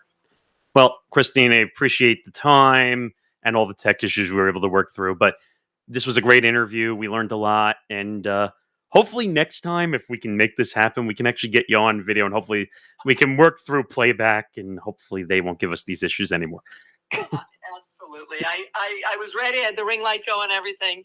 No, we will do it soon. And thanks so much, you guys, and good luck with the show. Thanks for having me on. Really appreciate it. Okay. Thanks, Christine. Thanks again, Christine. Thank you. Okay. Bye-bye. Bye. All right, folks. Christine Brennan via can we call it the playback hotline or the playback bat phone, whatever it is, joining us here on Press Row, episode 14. Again, Callum McClurg, Nick Morgeson joining you folks here late now on a Wednesday night. You know what, Nick? It's like I just said, though, when we were in Rain Delay Theater about Stan Barrett. You give Stan or you give Christine a question, you let them run and hit the ball off the tee for a grand slam. And again, Christine did that, man. But more importantly, I think, though, did shine a lot of light, though, about where the league is currently at and where they're going in. She shares the same sentiments that you and I do. A lockout or a strike for the WNBA kind of almost feels like utter disaster for the league and as a whole. I thought it was fascinating talking about the league. I thought it was also an interesting comparison to not comparison of Caitlin Clark and Tiger Woods. Very much so. I thought that was interesting because Caitlin Clark is a kid pleaser. Like, she will sign the autographs, stand there. Like, we've seen her go to many charity events. She's gone back to Iowa before. Mhm. And she's willing to stand there and sign every autograph. Tiger Woods, she's 100% right, by the way. Now, I don't need to confirm any reporting she's done. She's done it for 40 years plus.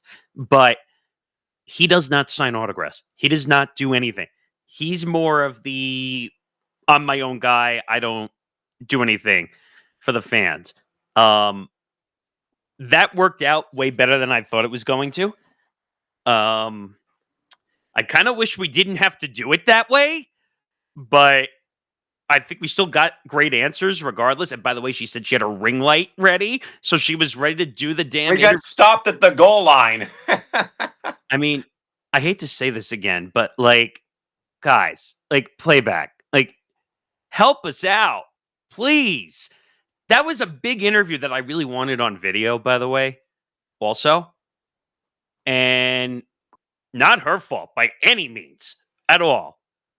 It's this platform. And I love this platform. Don't get me wrong. But to get people on stage has been a nightmare so far. And we almost lost out on 2 guests because of it. So, that was awkward because I had to remove the headphones and use the phone. That's old-fashioned radio. At its right there. finest, baby. It's a good thing you and I have worked in radio for as long as we have. And by the way, her willing to call my phone and allow me to do the interview. By the way, just full disclosure, my phone was at 30%. Oh my goodness. So thank God it lasts. By the way, I did look at my phone. That was close to a 50-minute interview, by the way. I love it. So she nailed it. We're going to go back in the last 2 episodes and try to pull some clips out of both of those because those were really good interviews. I thought her point about the Caitlin Clark versus, you knew I was going to ask about the Caitlin Clark Angel Reese nonsense that has been going on and the schedulers, and she agreed basically that don't understand what are they doing. And then when I asked about Kathy, we all knew. I had a feeling she was going to trash on Kathy. But I mean, she's right. But more importantly, though, before we get into the show, though, the actual show, I mean, when you get a writer saying that the league needs better referees, it's like right there. So I love how the playback team just said, I missed this from about 50 minutes ago now. Because I said the process is difficult to get people on stage. The answer I get is good to know. We'll work on making it easier. Thank you, I guess. I don't know. Nick, let's get into the actual show. We, due to the fact of us potentially having a second guest tonight, but that got moved to next week, we have kind of not consolidated, but kind of put a bunch of topics into one segment after another. So we'll get moving here, though, with Good Nick. topic. With one topic, basically. So, Nick, let's start, though, with a very kind of surprising move, I'd say. But former longtime Villanova men's basketball coach Jay Wright has left his full-time broadcast role on CBS and TNT to go back to Villanova in a special assistant role. The departure also follows the news that ESPN denied analyst Jason Kelsey the chance to work the Chiefs Chargers game on Friday in Sao Paulo, citing a new company policy that prevents talent from appearing on streaming platform games like YouTube and or Netflix. So, Nick, let's start, though, first with Coach Wright. What do you believe, though, about Jay Wright's departure from his role at CBS and also ESPN's new policy with Jason Kelsey? What does it say, though, about where the media industry currently is at now for a former coach getting back with his old employer, or even now here Jason Kelsey said, no, you can't work your brother's game in Sao Paulo? So, from what I understand about the Jay Wright let's take one at a time. So Jay Wright, I think he was just tired of doing the broadcasting. That's what I heard. Burnout. Little burnout. He's also back doing some work with Villanova again, or I think he's like an assistant to the AD or the president for for sports. Mhm. So, and also, it's a lot of prep to call the games or call the tournament every year. People don't realize how tough it is to call March Madness every year. And by the way, we should have that tournament again, hopefully here on playback to watch the games.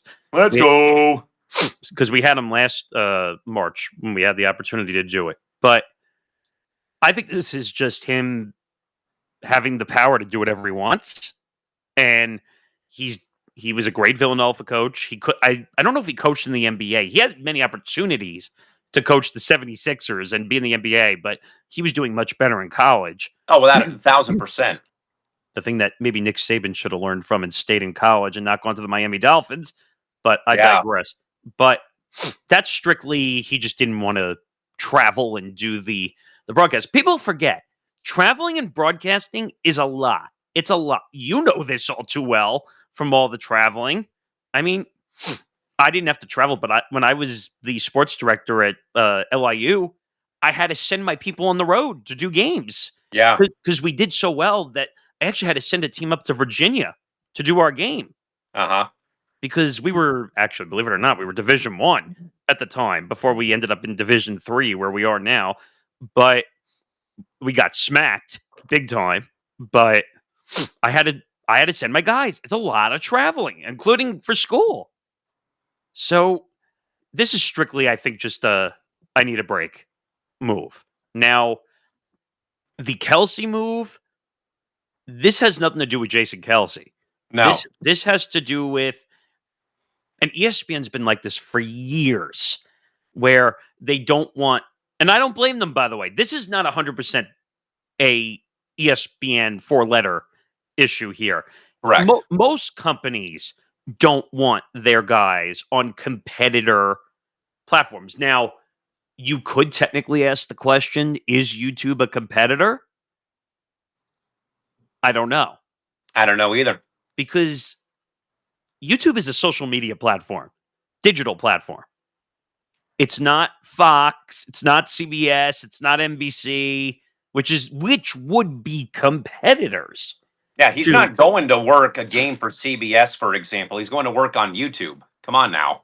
I mean, I think we talked about this a couple of weeks ago, but the Netflix games, like, yes, it was the same thing. ESPN is not allowing any of their, because I think Mina Kimes was on the Netflix studio last year. I think so. And like they did all this mix up. I think Kay Adams was involved in it, and like now Kay Adams works for FanDuel, so maybe they don't care as much about gambling. But I'm saying they don't care as much if their talent is on somewhere because it helps them grow their promotion. For sure. For gambling companies, they say, networks, bring it on. I want my people on networks. So the Kelsey thing is strictly what any company would have done if they don't want. But again, the question is YouTube a competitor? I don't think so. It's a one-off, isn't it? If it's a one-off on YouTube, then I don't see how that's competition. I think this is the first ever game on YouTube, if I'm not mistaken. Sounds about right. Now, I should throw a quick plug since we went past the 11 hour. Speaking of the Friday game, I come bearing surprises. So, guess what? Playback has gotten some more rights. What? It's been a while. What? I don't want to make a drum roll on my side because it might be too loud, but okay. And the news, the NFL is coming to Playback. What? Now, I don't know if it's a fully completed NFL deal yet, but here's what I can confirm right now. The Friday game is going to be on Playback. That's number one. So we are going to watch the Friday game. That's going to be in Brazil on YouTube. So we do have access to that game on Friday. Number two. I counted to two. Sorry. That's a force of habit of SpongeBob jokes. Anyway, on Sunday, which is obviously the first official NFL Sunday of the year. You and I have been talking. What the biggest NFL product we've been talking about a lot for the last couple of weeks and months? Is it called Red Zone with Scott Hansen? Yeah. So here's some good news I have as well. We're going to be able to watch Red Zone on Sunday. What? So I'm going to say those two again. We're going to be able to watch the Friday Brazil game. We are going to be able to watch Red Zone on Sunday here on Playback. What? That's the big news. Our guy, Brandon Towers, B-Tow, dropping the news. So we have football. Now, I don't know what happens past Sunday at the moment, but I'm assuming if they got those two things, that means more has to be following it. I'm assuming. Without a doubt. But maybe they just wanted to get something out so we all could have like the beginning of the season for us to watch. But it'll be interesting to see how they do a YouTube broadcast. I'm eager to see how this works, even though I don't watch the NFL. Did you see that weird video I sent you about the YouTube commercial that they did Yes. with Roger Goodell? The amount of influencers on that thing? Eesh. So they did a count, because it's all YouTubers. 695 million subscribers combined Wow. in that commercial. Goodness gracious. So that included Mr. Beast, who obviously was going to be the head guy sitting next to Roger Goodell, because that's the name. I'm sure you know I Show Speed. Yes. Who's probably been in every annoying bit. I think he's and he also got speared at the Royal Rumble, too, as Christy knows very well from WWE. Jen, the commercial was good. Like, if you watch the commercial, they did a really good job. Was it a little too gimmicky? For me, it was a little gimmicky, because sometimes that's what they do with Mr. Beast, like, because Mr. Beast is gimmicky. I'm surprised they didn't get, like, an Amazon game show, like, promotion in there, too. Logan Paul! Or Logan Paul, oof. But, yes, that's the news. NFL is coming to Playback. Friday game, Brazil. That's the second official game of the year, because the season actually starts tomorrow. Thursday Night Football on NBC. So usually Thursday games would be on Amazon, but the deal is always that the first game is always on linear TV. Yes. Just to allow everybody to watch. So it will be an NBC game. That'll be tomorrow, 8:15. Yeah, 8:15 East, or is it 8:20? I always get those wrong. 8:20 for NBC. Yeah, that's right. 8:20 Eastern. First NFL game of the regular season. It'll be Cowboys Eagles From Philly. Philly Cheesesteaks, baby. We put the line out. I think it was -8.5. Most of us have the Eagles destroying the Cowboys. The Eagles. I mean, with Micah Parsons being traded. I know Christy's sitting in here. So our resident Cowboys fan this year on Football Forecast.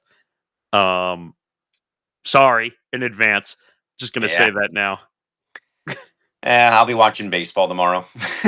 Oh, man. Come on. Yeah, there ain't no team in San Diego. That's why I don't support the NFL. Oh, come on. Give it one more shot. Do it for me. Nah. Come on. Do it one time for me. Yeah, the answer is no. Sorry. Why not? No, thanks. Not interested. Come on. College football, yes. I have to work college football Saturday.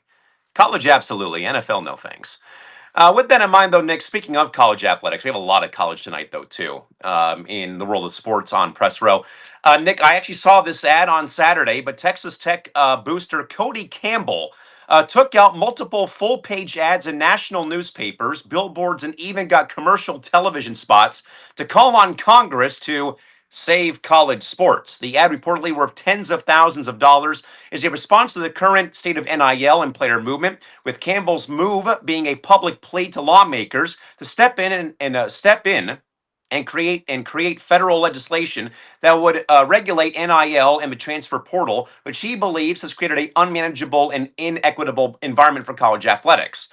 So, Nick, I saw this ad a couple times on Fox, watching a few of the games in the morning. Nick, do you at all think that this is a sign that boosters are starting to lose control of college sports, or is it a last-ditch effort to preserve a system that was always meant to be about the athletes and never about the money? Oh no, there's a huge problem here. Massive problem. This is not a last ditch effort. I mean, in my opinion, the boosters should not be getting involved in this. Um, the boosters are there for what the school needs, not what the whole sport needs. Right. Since when did boosters get involved in saving the sports? I mean, first of all, there's no issues with money. Can we be clear about that? Number one, like the amount of people who donate millions and billions of dollars to get these NIL deals. Look at, and again, I'm going to say it a million times because I keep saying it. Look at Bryce Underwood's contract. Well, if I guess it's not called a contract, it's called an NIL deal. But can we just call it a contract because that's really Yeah. what it is? And what do you get? Like 15, 16 million, whatever, Yep. which is ridiculous. 13. I think it was 13 million to start. I think it's been bumped up as time has gone on. That's ridiculous. I'm all for them getting paid, but you're going to hand a kid $13 million before as he's a freshman. Freshman. Exactly. You're going to hand him $13 million? Like, to say, is this a sign that boosters are starting to lose control? They are losing control. They should not be getting involved in what I like to call the politics of sports. They should leave the politics out there. You want to save the sport, spend the money and promote the word that way. I don't know if it's a last ditch effort, Nick. It feels like it's like the first shot being fired as we have talked about, though, Nick, that now there is kind of a hold, I think, on the ongoing House versus NCAA settlement. I thought the ad, though, Nick, was pretty much spot on. Now, let me again be clear. Just because I don't like the American brand of football doesn't mean like I don't watch it, which I don't, but I don't care about it. I happen to work in FCS football once or twice a year. But the ad, though, Nick, I saw was what I have been saying since all of the stuff has happened in college athletics, which is why are we sacrificing other sports to keep feeding the football baby? When we keep losing swimming, we lose tennis, we lose other sports that I know they're called the Olympic and non-revenue generating sports. One of the things in the ad, again, call it what you want, though, about it being an advertisement, was it was in a way to help push money, not always to football, but to equally give it out to the other branches, other teams. Again, my university, Nick, is adding a beach volleyball team next year. So we're going to have 18 sports, but it got started by a family giving a grant of the school to start the program. And that it's going to be kind of in a way, one of those where you have to, fork out money to keep the program going, which I hope works out in the long run, which I'm sure it will, especially with where we are in San Diego. But I feel like though that the ad campaign is pretty spot on, where it's mainly about where I come from. I'm a college volleyball announcer, soccer, baseball, basketball, swim and dive, tennis, softball, baseball, all the sports that again are, still popular, but don't get the proper recognition because they're, like I said, Nick, if you're not QB1 or RB1 on the depth chart, no one really cares about your sport. And I will take that to my grave. Well, quick tangent, because I could tell a story that's relatable to this of Please do. why football gets ridiculous amounts of attention. Again, when I went to LIU, we were a football school. We're a Right. football school and a little bit of basketball. Same with my university. So what I found ridiculous is like we were setting up to do all the broadcasts. We actually had a press box and like really nice setup and like called the games from actually in the booth like you would see on an NBC or you would see very nice booth. I was up in it. And so someone sent a grant to the school For a new press box. Yes. And I'm talking and I know the number doesn't really matter at this point because it's been years since I've been there, but it was like a $500,000 or $600,000 grant.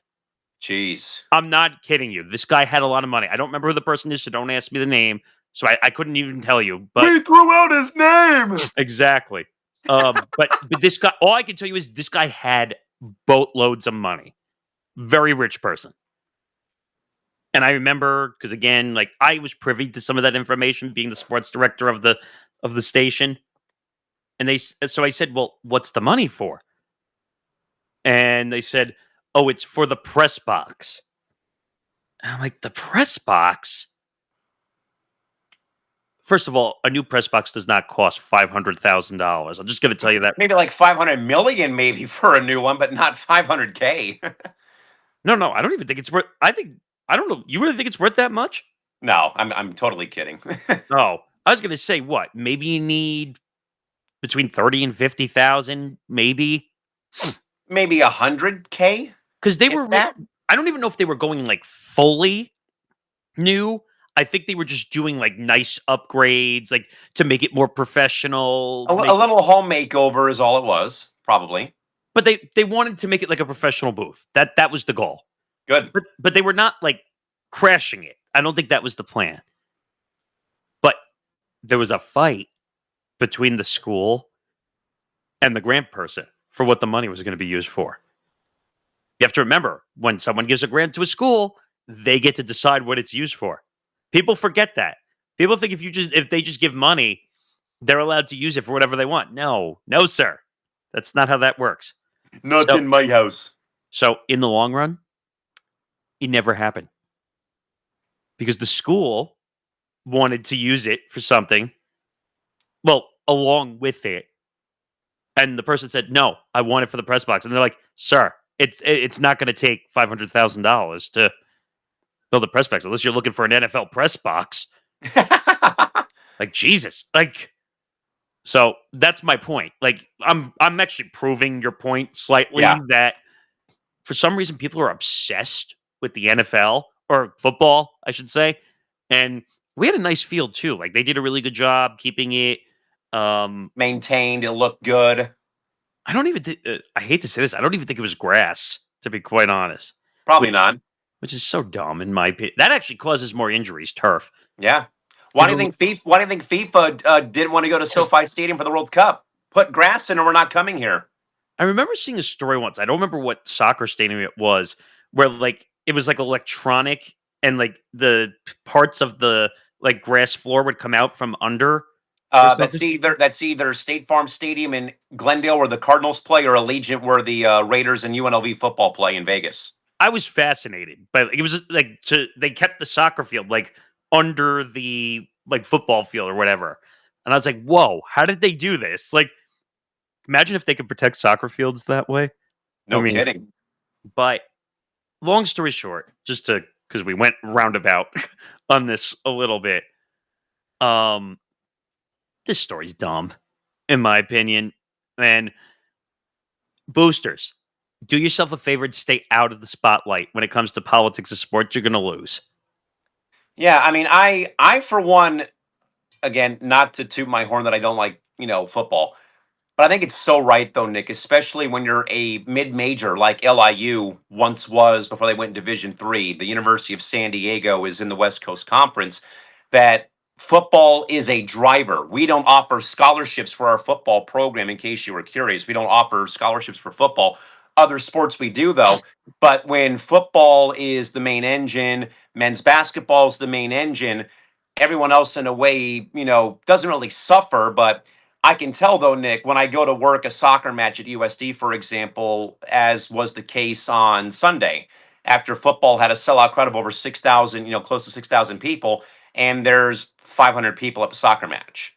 That's the part that kind of that scares me a bit, that people not coming out to games. I know the weather out here has been very much out of control with the heat waves out here in SoCal, but school just started today as well for the university today as well, or yesterday.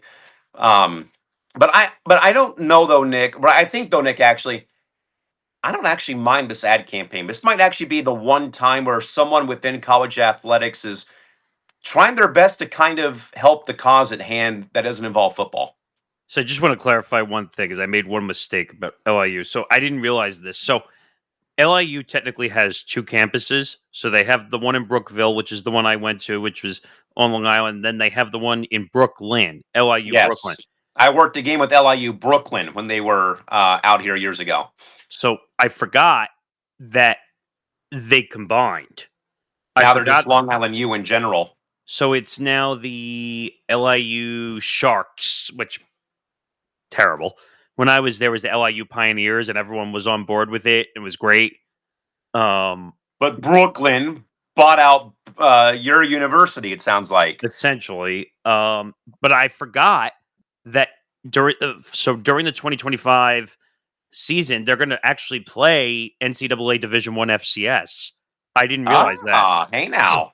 So I just found that out from doing research, but we were a really good football team. We were Division One when we were doing the games. We were a really good team. We won a lot of games. We traveled, like I told you. Then we kind of fell off, and from what I heard, they couldn't pay for it. Of course. I don't know if that's true. That's what I heard. That's a rumor, but I apparently they're Division One again. I had no idea. Maybe because they were willing to put the money in. Who know? Or now that there's NILs and booster money, maybe they now. I don't know if the NIL money made it to schools like LIU. Who knows? But I'm assuming now that the rules are different, NILs and more booster money is being made available for them to do more things, to be more promoted. Exactly. So, well, I mean, we'll keep an eye on that. I'm sure Nick will see more of those ads over the course of the next college football Saturday. Oh, many. Yeah, not many, but I did see it a couple times on Fox. I want to say, I think CBS aired one too. So we'll see what we'll see though. This is a continuous thing though, Nick, not just during football season, but during basketball season too, as well.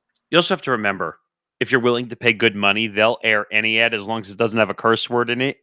Pretty much. So if you say to the big four networks, when I say ESPN, NBC, Fox, CBS, if you're willing to pay a couple $1 million, you really think they're going to turn that away? No. As long as it doesn't have a curse or the N word in it, they will put it on TV. Or something that's anti-Semitic, they'll put it on. Nick, we'll move away from college sports for right now to Barstool, who is now in some legal mumbo jumbo after filing a lawsuit against a accounting firm, Omega Accounting Solutions, alleging that the firm has failed to pay them $4.2 million from a $6 million deal for sponsorship. This would have included this deal included ad placements on top shows like Part of My Take. And I also believe when Barstool sponsored the Arizona Bowl during the college football bowl season. The lawsuit highlights the complexities and financial risks of modern digital media partnerships, mainly and particularly with companies that may not be able to deliver on their promises. So, Nick, why, though, in your mind, though, would a media company like Barstool have to resort to a lawsuit over an advertising deal? But also, what does it say, though, about the high-stakes world, though, of sports media sponsorships like this one is right here? Okay, so we all know this is not breaking news by any means, but No. Barstool is controversial. Yes. Oh my God, they're controversial. Yes, but this sounds like a read between the lines contract issue, possibly. That like the sides will say, "Well, you didn't hit the metrics," but yes, we did hit the metrics. And, like it's a game of Pong. Yes, I'm making that old reference again. So both sides are going to argue that my metrics are hit. No, my metrics were not hit. So I'm not sure I'm reading the story now, but it says Barstool Sports claims an accounting firm and advertising agency owe more than 4.2 as part of a $6 million sponsorship. That's a lot of money, by the way. That is a lot of money. That included advertisements for the accounting firm on the Pardon My Take, which, by the way, #1 sports podcast up, or one of the top sports podcasts right now. Not according to Time Magazine, but I'm saying it. That might be a tease for next week, hopefully. So it says the suit filed in New York federal court alleges that Omega Accounting Solutions and O'Brien Sales and Marketing breached their deal with Barstool. Wow. Which was supposed to pay Barstool $6 million in installments through 2023. Jeez. However, Barstool says it never received $4.2 million of that total. That's a lot of money. A lot of money for them to be missing it. Now, obviously, Nick, they're not hurting for the money, but still, you don't fulfill the promise of the financial backing, you're going to get sued. Well, let's be careful with that statement. Like, even though Barstool has money, who knows what the budget and all that stuff is? Maybe those were big deals they made and whatever. Think about it, because they put on the Arizona Bowl. Yeah. That's a lot of money Did they end up doing that game? I don't even remember. I think they dropped their sponsorship this past year, and I think Snoop Dogg's Gin and Juice Company sponsored it this year, but I think Barstool kept the rights though for it. Because I remember there was some controversy about whether they were going to be allowed to do the game, and then they pulled Barstool off at the last minute or something. I think they put it on the CW, I think. Yes. Well, no, it was always on CW, but Barstool was going to do all the wacky stuff that they do. Like, Oh, you gotcha. Yeah. so it says the deal was meant to position. Oh, actually, let me read one more thing. So Omega owes more than 3.2 million, while O'Brien owes over 1 million. So it's actually two separate companies Two within the separate same. entities then owe them money. The deal was meant to position Omega, a California-based accounting firm. By the way, I've heard of Omega Accounting Solutions. I've seen commercials for them before. They were supposed to be positioned as, quote, a marquee partner of Barstool. Ooh. You know how they say, like, you have, like, a leading partner, or, like, when you turn on sporting events, like, I'm trying to think of a specific one. Geico. You see Geico everywhere. Just in general, whatever presenting. So Verizon for March Madness. That's a common one. So it says under the agreement, Omega was the title sponsor for Barstool Sports Arizona Bowl, and also received ad placements across some of Barstool's most popular shows, including Pardon My Take. Additionally, Barstool says it, quote, went above and beyond its obligations, such as joining in on a press release announcing the agreement, even though that was not required and something Barstool rarely does for advertising partners. So Weird. this is an odd situation. Barstool made efforts to collect the money, sending invoices and emails, at least some of which were ignored. And at this point, both Omega and O'Brien have refused to pay up. Jeez.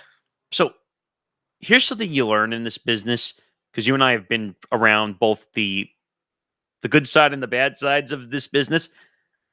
When you pay for ads, when you pay for slotting, as they call it, you got to deliver.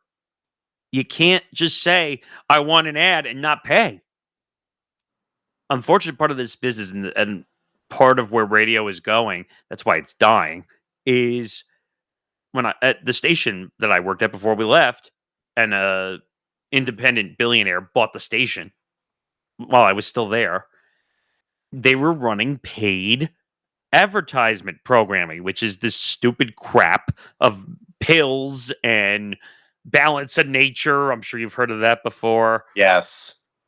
And you're going to be amazed. These companies paid $1 million a year to air their show on weekends.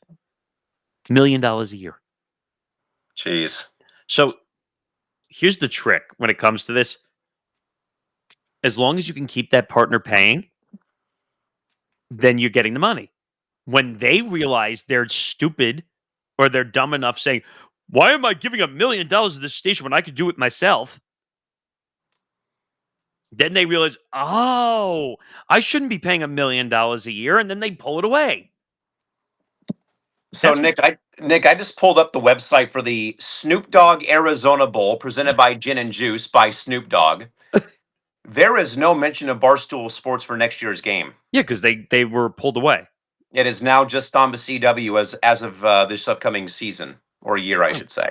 But this story is wild just because 4.2 million of 6 million not being paid, that's what, 80% of it? Yeah.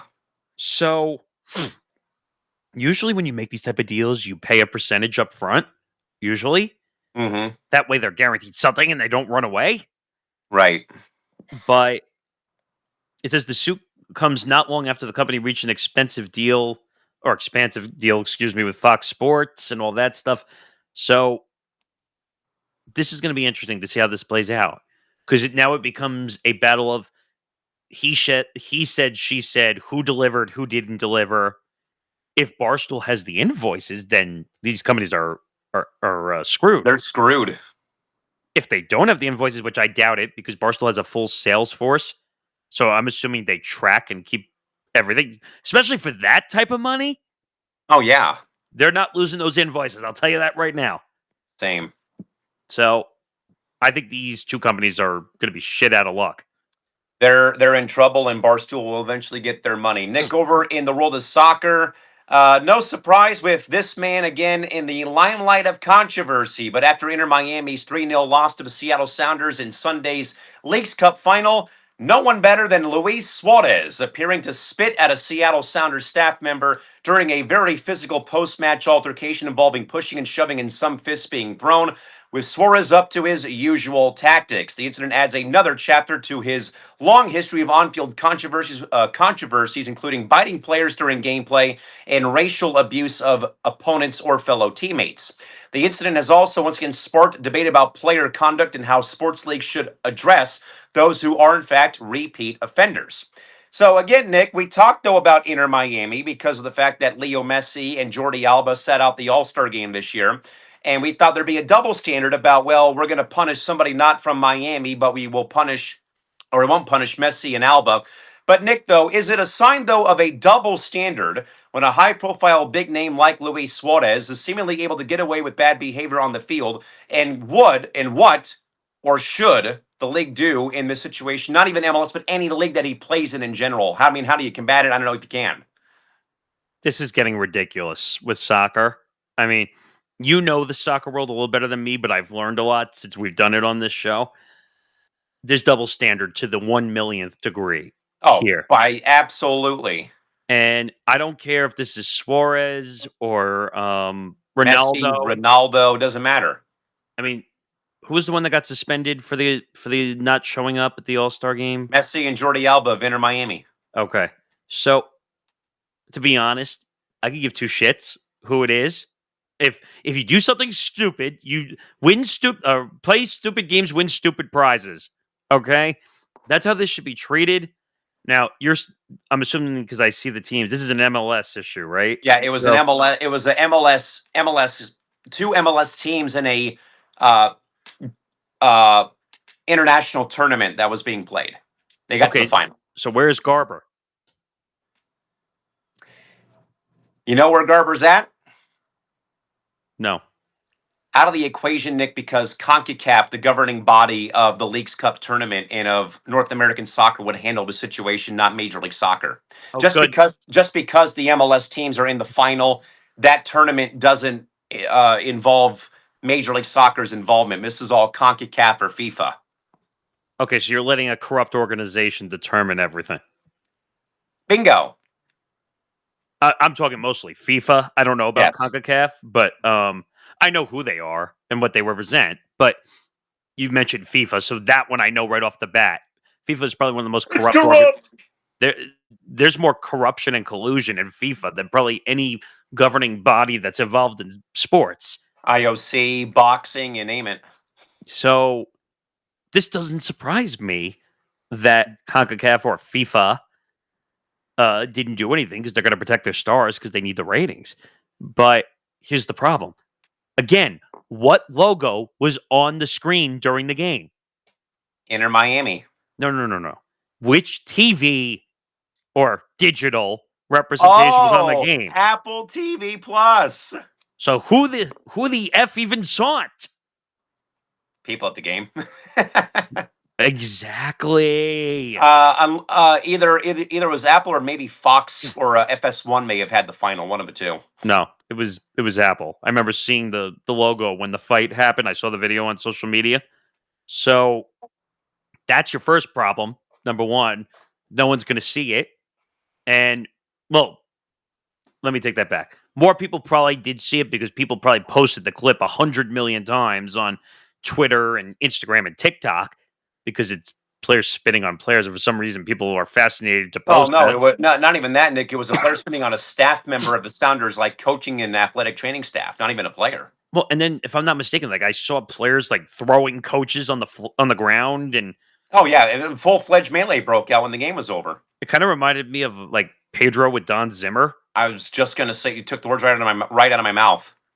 And soccer's got a lot of issues, not just that there's corruption involved, but the top players get way, way, way more leeway than the rest of the players. Now, let me clarify in the sense that this happens in professional sports here in the U.S., too. all the time.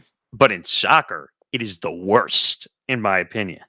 Oh yeah, and there's no denying it. I mean, there's no denying it whatsoever. And I mean, it's not the fact, Nick, that it happened. I mean, it's not the fact that it did happen. It's the fact of look who did it again. I mean, because I mean, you could go, Nick, and look at YouTube and look at like Luis Suarez compilation videos of him, biting players in the back of the head like he's a vampire, or punching them in the ribs during a corner kick, or taking kicks at players while they're down, or vice versa. So repeat offenders, Nick, like this is Draymond Green, for example, in the NBA, or a Dennis Rodman, for example, not for the fact of them like getting suspended, but the act continues, if you know what I mean, basically, that it keeps going on and on and on.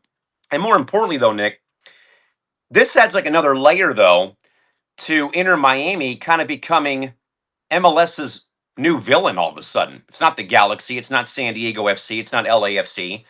Inter Miami basically has for who they have on their roster between Suarez, Alba, and Leo Messi. Because I think, Nick, you probably have seen photos, and I saw this too from the game on Sunday. And I want to also real quick applaud the Seattle Sounders. They have become a model franchise for American soccer, and their head coach Brian Schmetzer used to play for the Sockers here way back in the heyday when they were winning championships in the MISL of the indoor ranks. And Brian has done a great job with that club, and that they have been, for me, they've been one of the most well-respected organizations in MLS because they have won at every level: MLS Cup, Supporters Shields, Leagues Cup, all the other in-season tournaments, Open Cups, you name it. But I also, though, Nick, I only put Miami in this villain role, not because the Athletic wrote a story about it, but whenever, though, Nick, that they have gone to opposing venues. For example, Yankee Stadium when NYCFC plays them. This past Sunday in Seattle, fans love to troll Inter Miami. And when I say that, there was a banner in the supporters section at Lumen Field that read, I forget what it read, though, but it's like, tradition is built, not bought. And then your fan base in New York at NYCFC at Yankee Stadium, when Inter Miami came to Yankee Stadium, their supporters had a sign that said, and it was in honor of the Barbie movie, and it was a shot at the entire fan base. Don't be plastic, meaning don't sell your tickets to Leo Messi or Inter Miami fans. So ever since, like now, all of a sudden, Miami has these T-shirts in the Miami Vice pink and the blue that reads Yeah. like Miami versus everybody or whatever it is. But I do think, though, Nick, that when you compile the roster like this, you are going to be kind of universally hated because of Messi and what he brings to the table. Obviously, with what Alba can do, but more importantly, because you have a hockey style enforcer in Luis Suarez who has gotten away with this time and time again. And every time that it happens, every league or confederation bats an eye on it every damn time.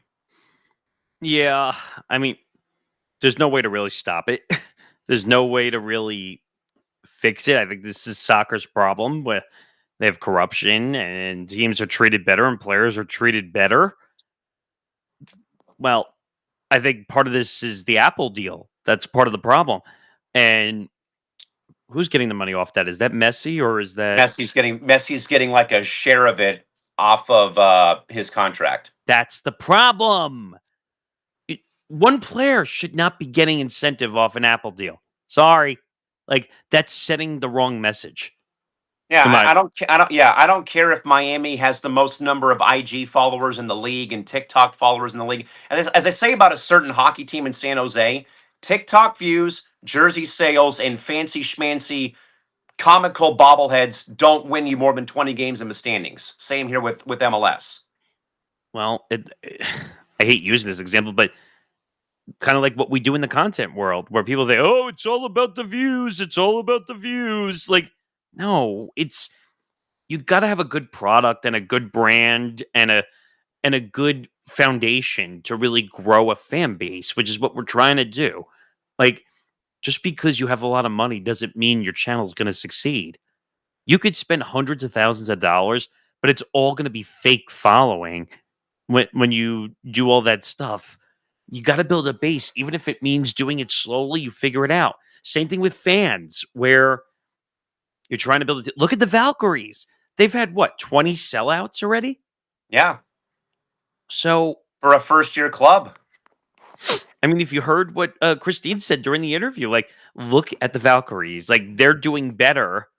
Like, I don't know if I agreed 100%, but she said they're doing better on the road than the Liberty are. But I don't know if I agree with that. Or the Fever are doing better than the Liberty on the road, even without their star players. Yeah. I don't know. Tough one. Very tough for sure. Nick, we'll get into hour 3 in a moment here, my man. Of course, we got so much football content coming up on playback, whether it's via the YouTube channel or via here. Nick, for those football fans ready to get ready for week 1 starting tomorrow, what can they look forward to for football content here on playback and on ETB? All right. So coming up on the YouTube side first, youtube.com/ETB Network. Subscribe. We're over 1,010 subscribers now. Football forecast comes back this weekend, Saturday noon Eastern time, 9 a.m. Pacific. That's a bunch of our contributors across all of our shows. We're going to pick every game every week across the NFL, except for the Thursday game, which we're going to do separate videos for, called Thursday Night Forecast, to go along with the branding. And of course, Christy says you can expect me to say something about the Cowboys. That is a good. It's a good tease. We love a good tease. Yeah. And by the way, this is the first time in 3 years that we've done the show that we've actually had a Cowboy fan that's regularly part of the show. So I'm looking forward to that. But yeah, so that comes out every Saturday at noon Eastern. On Sunday, we have Gridiron Gurus on this platform on our ETV Network playback channel, noon to 1 Eastern every Sunday leading into the 1 p.m. Eastern time window. Think of it as NFL Live. So that'll be Grant Winsauer, that'll be Michael Rapolo, and Ben Cruz every Sunday leading up to the games.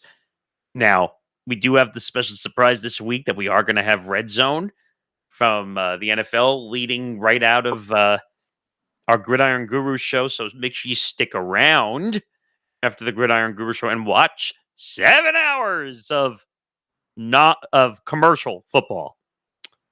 Yes, that doesn't sound right. No. But yes, so we have all that coming up. You'll see a bunch of our other videos too. We do locks of the week and we do outrageous takes of the week. You know, you're going to see some funny videos come out of there. But yeah, and then also on the football side, college football, Forever Power 5 has been back already. Those couple of episodes have done well. That comes out on Friday at 8 p.m. Eastern. That's Nick DiMartino, who you see on this platform a bunch. That's Zan, who does, the newly minted MMA Outsiders is now on this platform. And Will Charlton, who also does Noteworthy in the NCAA on this platform. So a lot of football, a lot more football this season. And we look forward to watching the Brazil game on Friday on this platform, along with Red Zone on Sunday. So much football. So get in while you can if you're a football fan. Playback.tv/ETB Network. Playback.tv/ETB Network. Nick, final hour of the show already. Again, major thank you to everyone who survived our 25-minute delay to get Christine Brennan on the show. But again, she called in via the old school way, Nick, the radio days of calling into the show. The Nick Morgeson hotline. Yes, the Nick Morgeson Memorial Hotline. That's what we're going to call it. You know what?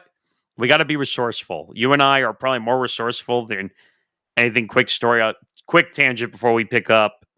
When I worked the nationally syndicated show on radio, my host used to travel all over the world to do the show at times. And he would go to Russia, Azerbaijan. He went to Japan, and we had issues up the wazoo because remember, that's international connection and all that stuff. So there'd be times where we literally have to use the joke I said, all right, is the tin can and the string ready to go? And they're like, what are you saying? I'm like, that's a joke. We need to have a backup line ready. Like, because sometimes you have to use even a phone line just to get him on air, and it sounds like shit. but sometimes to get him on the air. Now, thank God I prepared 1,000,000% in that case. We had recorded backup segments ready to go in case his connection. My favorite was in Azerbaijan, where Azerbaijan decided to just shut the internet down on his side. And I'm like, huh? And I'm like, mind you, we were a 4-hour show, 9 p.m. to 1 a.m. Eastern time every night. Oh no. And he broke the internet. Not necessarily. He didn't break the internet. Not that way, at least. The government shut down his internet. The Cowan's 100% right. The government shut down the internet because they have different rules for the internet than we do here. So thank God I had 2 hours of backup programming ready to go. So yes, if you know this, Cowan knows this about me too. I'm a massive preparer just in case of emergency. And thank God we had phones. Now, it would be nice if they would just fix everything, but it is what it is. Let's move on. Let's get back to Michonne and get back to college athletics. A new report came out over the course of the weekend shows that college football rosters are the priciest they've ever been since the NIL era began in 2021. With the House v. NCAA settlement, with the ongoing and resolved House v. NCAA settlement, more money is flowing to athletes than ever before. Take, for example, the Buckeyes roster is rumored to be worth about $35 million, while Texas is between $35 and $40 million, creating some kind of a massive financial arms race among top tier programs. So, Nick, with college football rosters becoming more and more expensive, what does it mean for both the competitive balance of the sport, and will it just be the same handful of teams competing for the national title every year, in your opinion? So this is interesting. I was talking to Zan about this. He hosts Pandos Breakdowns, MMA Outsiders, Forever Power 5, ETB, a lot of shows with me. But we were talking about, did you see the story with Mike Gundy and Dan Lanning? Yes, I did hear about that. So that Gundy was basically going after Lanning, saying that, well, you spent $40 million on your defensive line or offensive line, whichever one it was. And he basically said, well, did we win the game or not? And it was an interesting story, but how often do you hear people arguing over the amount of money they would spend on a college football roster? No kidding. Like never until now. I mean, I feel bad for some of these like second level teams now, like because you need a billionaire in your corner. I hate saying that because that sounds so dirty sounding. But think about and more importantly, Nick, because you and I come from the college athletic broadcasting background where when we began our careers either in D2 or D1, you didn't have to deal with this garbage until 4 years ago. There was no such thing as NIL money making opportunities. If you got caught doing anything, your ass was out. Yeah. And I'm not hyperbolizing that by any means. If you got caught taking money from an agent, a la Reggie Bush, even though it was proven afterwards that he probably should have been paid, so they gave him his Heisman back, even though they took his Heisman away. I think we did talk about that on this show. Did. Which, by the way, good job giving him his Heisman back. I think he's like any other player that should have been paid. Just give him the title back already. Yeah, but you need millions upon millions now to compete. It's no longer about talent. Let's just admit it right now. It's whoever's willing to pay the most money to a quarterback or a wide receiver. Oh, he's a 5-star recruit. How much money does he want? It's no more. And you know what could happen too? Sometimes small schools will dangerously overpay a bigger school just to keep them there. Well, no. I'm saying like, because maybe way back when it was just the higher schools won everybody because of resume. Right. Now you're getting smaller schools that are saying, well, I'm going to beat out the D1s and the big schools, the SECs, the FCSs, all that stuff. We're going to beat it out because we're willing to pay the money on this one player. Again, I'm going to go back to the example I made before with Bryce Underwood. Like $13 million as a freshman. That's unbelievable. Like, and the other story, which we're going to do after this, I think kind of relates to it. also because I kind of feel bad for that team too for the amount of money they have. But look at this: Ohio State's roster rumored to be worth $35 million. And Texas is probably in the same range, if not a bit more pricier. So I totally get what Mike Gundy is saying. I don't think he's 100% wrong. Now, maybe you shouldn't run your mouth and lose the game, Exactly. but I totally get where he's coming from. That there's too much money being spent in college athletics. You've said this, I've said this. Now, they have to do it to pay the bills. I hate saying that, but that's just telling you the honest facts of It the is. situation. Because I'll tell you right now, and no disrespect to any of the smaller sports, but swimming is not paying the bills of the college. As much as I would love to see Olympic swimming or lacrosse, or what are some other sports? Soccer, volleyball, Soccer. tennis, Those are all great sports. track. But I'll tell you right now, football is equal to all of that. If that makes any sense when it comes to football will outdo. Actually, let me take that back. Football is greater than all the small sports, is what I would say. I hate saying it, but it's where the money is. Exactly. I mean, and no, and that part I totally agree with 100%. Though I don't like I football don't that love it. much. I don't love it either. Yeah, yeah. And I think more importantly, though, Nick, is that maybe from my perspective, I see it more with basketball, probably because my school's 1AA. We had like I think our entire starting lineup of our men's team transfer out, whether that was NIL or better opportunities to play in the Big Ten or What at about a March comp. Madness? Sorry to interrupt, but Yeah, remember what happened during March Madness while the tournament was still going on? and the portal being open. But who was it? Was it Michigan? Who Michigan. at which people were getting on Michigan for making moves while they were still in? Yeah, The guy was not even eligible to play. And you're yeah, making moves already? First of all, I think besides FIFA, NCAA is up there in corruption. gotta be. Two. I mean, just with all of the stuff that flies around, like again, I have long believed that once the season starts, the portal cannot be open. You can at least say, okay, when the year's over, I'm going to leave, but it doesn't come official until 12:01 a.m. the following day after you crown the national champs, where all the moves become official. Like in a way, it's kind of like like imagine, Nick, if there was free agency open in sports every, a whole season. You really want to get creative. I'll give you another idea too. Go for it. So we see this all the time in professional sports. You want out, you demand a trade. Yeah. I think in college football, you want to leave? Well, then we'll trade you to another school. There you go. And you don't get to choose. Yeah. You want out? Fine. But we get to send you where to go. Not you. And you're going to be sent to a school that you're going to not like, but that's tough if you don't want to play for us. I mean, maybe I'll throw one caveat in there. You can give a list of schools. Yes. And then they could work it out with whatever schools, but it's got to be a trade.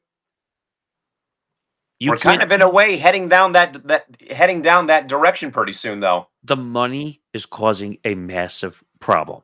It is. I'm not saying they shouldn't be paid. Let me be very clear about that. But there's so much money. There's no regulation. There needs to be a cap of some type. I'm for it too, but you need to find a way to make this a thing across every sport. Like you need to put, do I dare say, Nick, you put a damn salary cap on college athletics now, it feels like. They will never agree to that. This is like a baseball issue all over again, where you need, if you're going to put a cap in, I used to have an argument with Tom, who's actually back on the network now, which, by the way, I'm happy about. He and I and our other co-host would argue about salary cap, but there has to be a salary floor. Yes. Meaning you can only spend a certain amount, but you have to spend a certain amount at the same time. Required spending, yes. So I don't think that that's an issue in college sports. Colleges spend, but you Yeah, need it. But you need a cap. you do. You can't have a school spending like what Gundy is saying about Lanning, $40 million, or Uh-huh. Ohio State spending $40 million. Now, I can tell you what the issue with that is. Those schools have more donors, money. Ask Jen. It's all about the money. And look at Oregon when Phil Knight's one of their lead investors. You beat me to that point. I was going to say that before. Oregon is going to have all the money they ever need Because of Phil Knight. because of Phil Knight and Nike. So, and also for Michigan, when they got Bryce Underwood, if I'm not mistaken, that guy is like the richest billionaire in the world. If I'm not mistaken, I thought Portnoy had a hand in that though too. he helped, but he didn't spend. I want to look that up really quick. But it was a Michigan billionaire, or he helped Michigan with paying the money. Let's see if I can find it. Hey, must be the money. So I'll find it later. But the guy is so rich; he's like number 1 or number 2 in the world. Jeez. So to him, you realize what 13 million is to him, right? Chump change. He literally could wipe his own ass with $13 million and not care about it because he'll make $13 million probably in an hour following it. So the issue is you need a cap, not a floor, a cap, Yeah. because Precisely. it's never going to get better. Teams are just going to spend. So it's not until they put regulations in, it's not going to change. Yeah, exactly. Next thing in college athletics, but Middle Tennessee State's athletic department has made the decision to ditch alternate football jerseys, alternate helmets, and cleats to save the football program and the athletic department about $668,000 to be reallocated to both operations and the NIL era. Middle Tennessee State's AD further says that it made it clear that they are doing this to compete with the Power Four conferences and that every dollar counts in the new modern day NIL era. So, Nick, what is the Blue Raiders' decision to cut alternate uniforms for the sake of NIL funds? Tell us about the priorities in modern day college sports. This is messed up. It This is. goes back to the point I was making before. That's why I said like these stories kind of coincide together. It goes to show you that it's not about the athletics anymore. It's about how much money do I have in my pocket? What's my budget? Why do you think all the college football programs or athletic programs are hiring GMs? But what school does Andrew Luck go to? Or Stanford. So they brought him in as a GM. Shaq is the GM for the basketball team at Sacramento State. Woj at St. Bonaventure. Yeah. Damian Lillard. I forgot where he went. Weber State, his alma mater. Yeah. So he's now there. James Harden spending money at his alma mater. ASU. So you see the pattern that's an issue here? Like, I'm all for professional athletes helping their colleges. But who knew they were going to get I don't know if they're being paid to do this GM job, by the way, but it's just messed up. Like, again, it's all about the money. It's not about performance. We're not grading for performance anymore. It used to be you had to get the grades. You had to be able to earn your way into a top school if you wanted to be on a top team. Now, grades don't matter anymore. First of all, because most of these guys, last 1 year and then they're out sometimes. Usually. Now, the one sticky point in this scenario is because of NIL, guys are staying longer because some won't make it to the NFL. Yeah.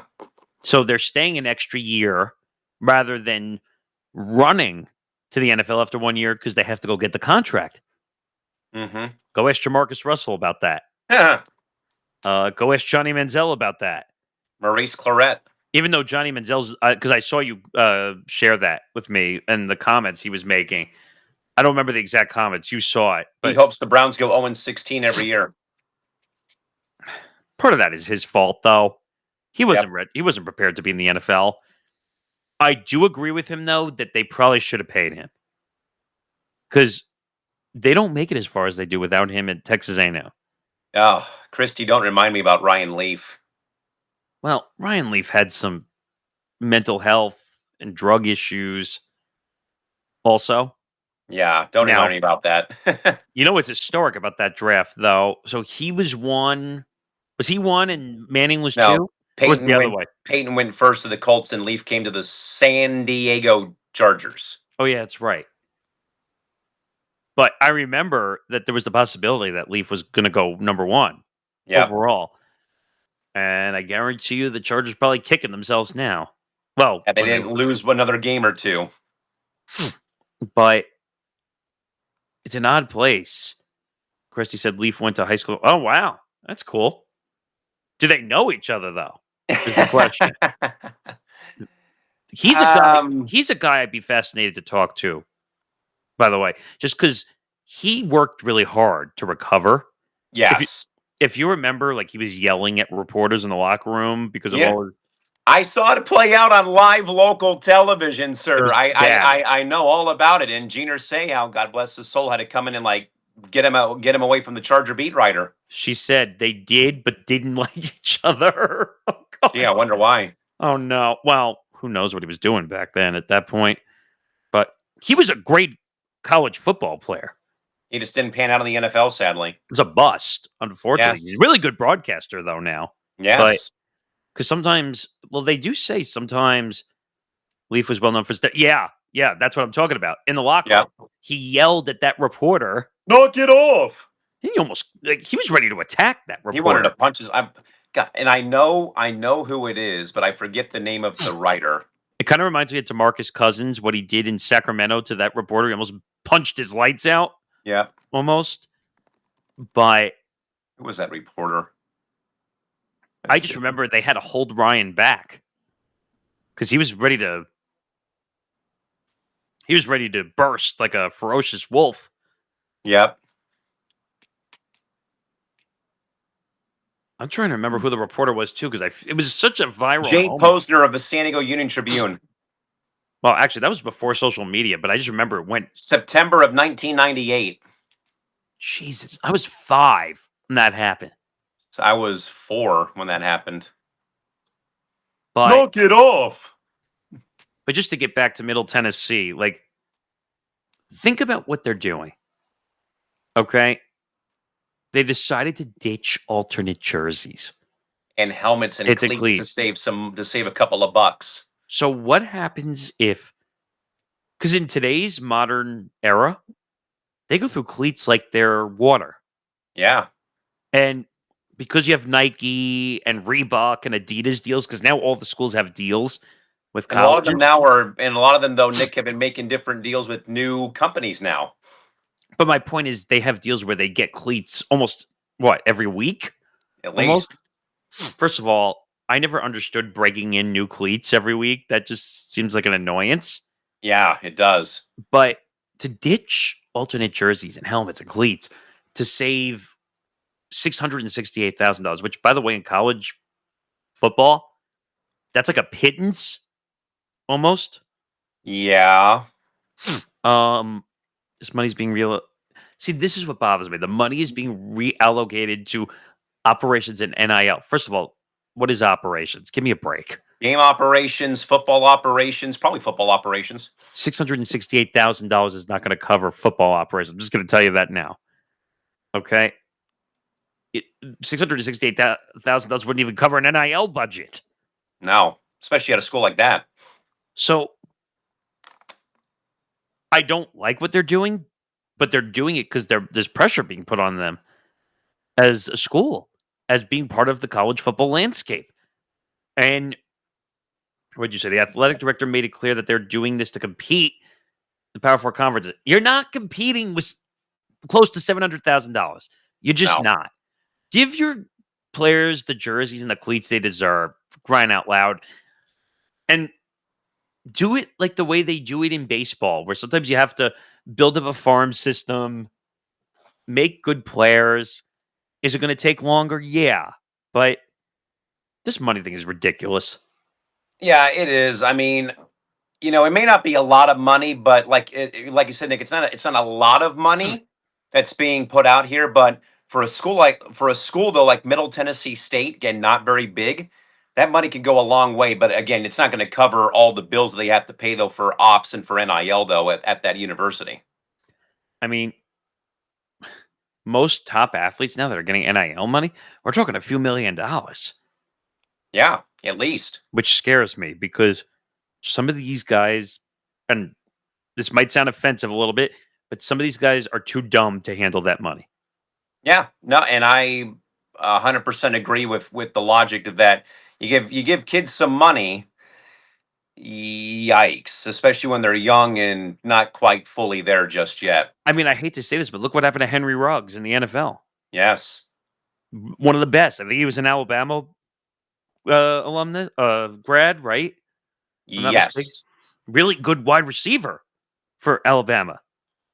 Goes to the NFL, then gets into that speeding accident.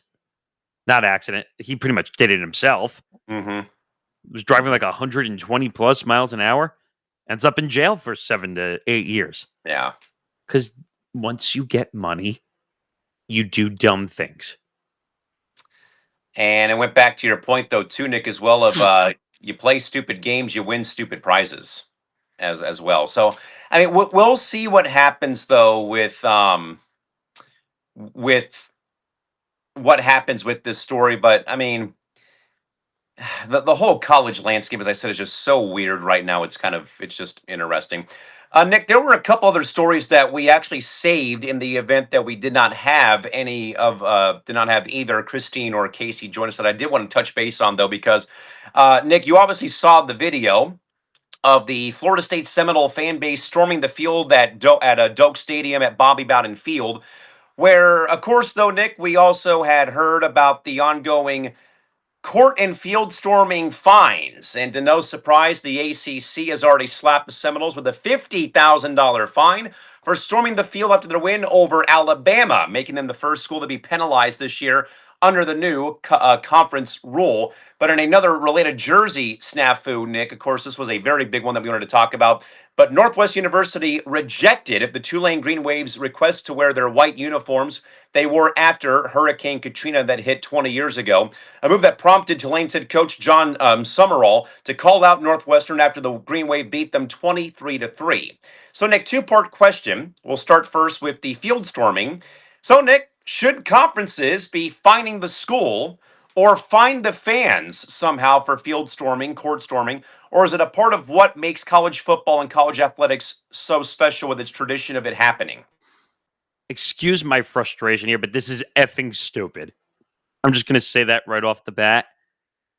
Let the fans, let the students storm the field. I'm sorry. This is getting ridiculous. You're fining your own. Well, actually, it's not the universities. You're in the conference. You're fining your schools because your students are excited because they won. I mean, which school was it that they took the upright and threw it into the river? Tennessee beating Bama at Neyland Stadium last year. That was unbelievable. They got fined like $250,000 for that. By the SEC. Guys, are we going to take excitement out of the game? Yes. You're supposed to be a robot. Look what happened in the NFL. Remember, for a long period of time, you got fined for doing any celebration whatsoever in the end zone. You weren't allowed to use props. In the Joe Horn, Chad Ochocinco. Terrell Owens. Yep. Yes, no fun league. Who was the one that had the cell phone? Was that Chad? Joe Horn Sr. No, but I think Joe Horn Sr. was the one who pulled it out of the goalpost padding and did and celebrated that way. Right, but I think Chad Ochocinco and Terrell Owens, one of them did it. They got fined massively for it, by the way. Joe Horn got fined for it too, and with the Saints. Now, I don't agree with cell phones because, again, there was social media policies and all that stuff. But look at the kid who was recording and the player did the flip. and the kid lost his. Oh yeah, do you remember that or no? No. No. There was a kid who was recording a player doing a flip, and the NFL took his job away. Wow. I have to look this up really quick. Jen, that's a good call by you. Let me see if I can find that because that was a significant story. Trying to see if I can find that really fast. I think it was Tyreek Hill, if I'm not mistaken. Yeah. Okay. So NFL suspended credentials of person who gave. That's right, Jen. Actually, the full story was that the NFL suspended credentials of a person who gave a camera to Tyreek Hill for a backflip video. So Wow. he took the camera out of the NFL credentialed person's hand, did a flip on the phone, like recorded on the phone. The Dolphins were flagged, number one, I guess for unsportsmanlike conduct, I'm assuming. Yep. Hill was not fined. Presumably because one of the league's social media accounts posted the video before deleting it. Now the man whose camera Hill used contends his game credentials were suspended because of it. Wow. He wasn't the one who did it, though. Tyreek took the phone out of the NFL credentialed hands. You know, I very much enjoy a good court storming or a field storming because I've done it before. Yes. I've done it never done it. before. I've done it before when I wasn't even a student at the university when USD won the conference title in 03 and 08 because I had friends on the team, or my aunt was the athletic trainer there for 40 years. So we got to be on the floor and go and celebrate with the guys and the girls when they Yeah. won in 08. But more importantly, though, Nick, is, and I say this all the time, okay, I get it about like Kyle Filipkowski spraining his ankle last year because of the fans running on the floor when Duke lost on the road last year. Yes, I know about Cal and Stanford. Oh, the band's on the field and the Bears have won the game, and the trombone player getting clobbered by Gary Plummer in the end zone. I get all that. And then I bring up the other one, though, Nick, of LeGarrette Blount when he sucker punched the Boise State fan after his team got beat. I know it was kind of like, wrong place, wrong time. But at the end of the day, though, I know that at one point it was a health and safety issue. I recall about when Notre Dame stormed the field in Indiana during the COVID pandemic when they beat Clemson and Trevor Lawrence in double overtime with Ian Book as their quarterback. And they stormed the field, and that was like a big parting shot as the broadcast went off the air on NBC, was the aerial view of everybody during this global pandemic on the field in jubilation that they just beat the number one team in college football. That Which was I know kind of was that was kind of a cool moment, though. it was kind of cool, even though a lot of people are like, "What are you guys doing? How do you not rules? See, Like, who cares?" I'm all for court storming. It's the universities. It's their students. They're allowed. I mean, March Madness. Do you remember when they were doing it during March I Madness? mean, here's my main thing, and I've long believed this, Nick. Storm the court, storm the field. Just wait till the opposing team's off the field or off the court is all I ask. Yes, 100%. You don't want to, excuse me, injure players in the other team or your own team for that matter. Yes. But I don't know. I think these divisions are like they're overreacting. Like, just you're gonna find the teams because their fans are happy that they won a game. I mean, Please. it's kind of outrageous because so what? Like you said, the fans are just supposed to be robots, just walk out of the stadium when the game is over. Oh, hey, we beat Alabama. See you next week. Your football is about passion and fandom. Like, what is fans short for? Fandom. Well, Fanatic. fanatic. Like, fans are supposed to be happy, like passionate. Like when football comes back, it's like the college football and NFL biggest fan sports around. Mm-hmm. Don't get me wrong. NBA's got its fans. MLB's got its fans. Hockey's got its fans. NFL and college football will always be number one on the passion meter, in my opinion. Especially college, I think. College, well, because everyone is rooting for their college or their alma mater. or the school you work at, or family members went to. For me, that's how I do it. Well, because you can have more direct connection to any school that you're walking Yeah, into. I mean, yeah. look what happened with Dave Portnoy at Ohio State. That the freaking AD, which we talked about last week, wouldn't allow him in. And we'll talk about that here in a second. Nick, more importantly, part two. Thoughts about Northwestern denying Tulane's jersey request? Disrespect or miscommunication in your mind? Disrespect, not even a question. Why wouldn't you let them wear the jerseys that kind of put the spotlight on a unfortunate moment that happened? And we heard from Stan Verrett from the horse's mouth last week about him being at the first Saints game after Katrina, I think he was at the Tulane game too, right? and a Tulane game as well. So Hurricane Katrina was historic. Yes, If people remember, I remember it far too I well. remember it as well. I remember when the storm hit. I remember that we accidentally left our chairs outside in the backyard, and we had to go rescue them. And these were outdoor chairs. Um, but I remember the damage. I remember a tree going through my mom's car. So it was a significant storm. Okay. And I think paying homage to it, there's nothing wrong with it because it was a historic moment in the that history there. Like, so first of all, I think this gave momentum to Tulane to beat the crap out of Northwestern. So don't feed momentum to your opposition. Careful with that. Yeah, I think it's pretty disrespectful that you won't let a team honor one of the darkest days in their city history in some way, shape, form, or size. I hate the jersey rules, by the way, with all these schools now that you can't wear this color. You can't wear this color.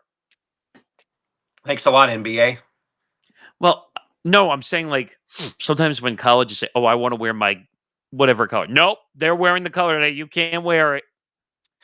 Yeah, it's definitely disrespect. I mean, whenever there's a moment like that, you need to let the team that went through that event have their moment to do that. Yes. That would be like Nick. That would be like the Yankees and Mets next year not wearing the FDNY hats or NYPD hats for the 9/11 game in 2026. This would also be like Boston College not being allowed to wear the jersey with the red bandana print for the former Boston lacrosse or Boston College lacrosse player who died on 9/11, and people knew him for his red bandana. That was a very good 30 for 30 as well. And I also remember in a way when the Chargers had their first game after one of the really bad fire seasons we had in 2007, I think. And the first home game was against the Texans after they had just joined the. So this was either '03 or '07.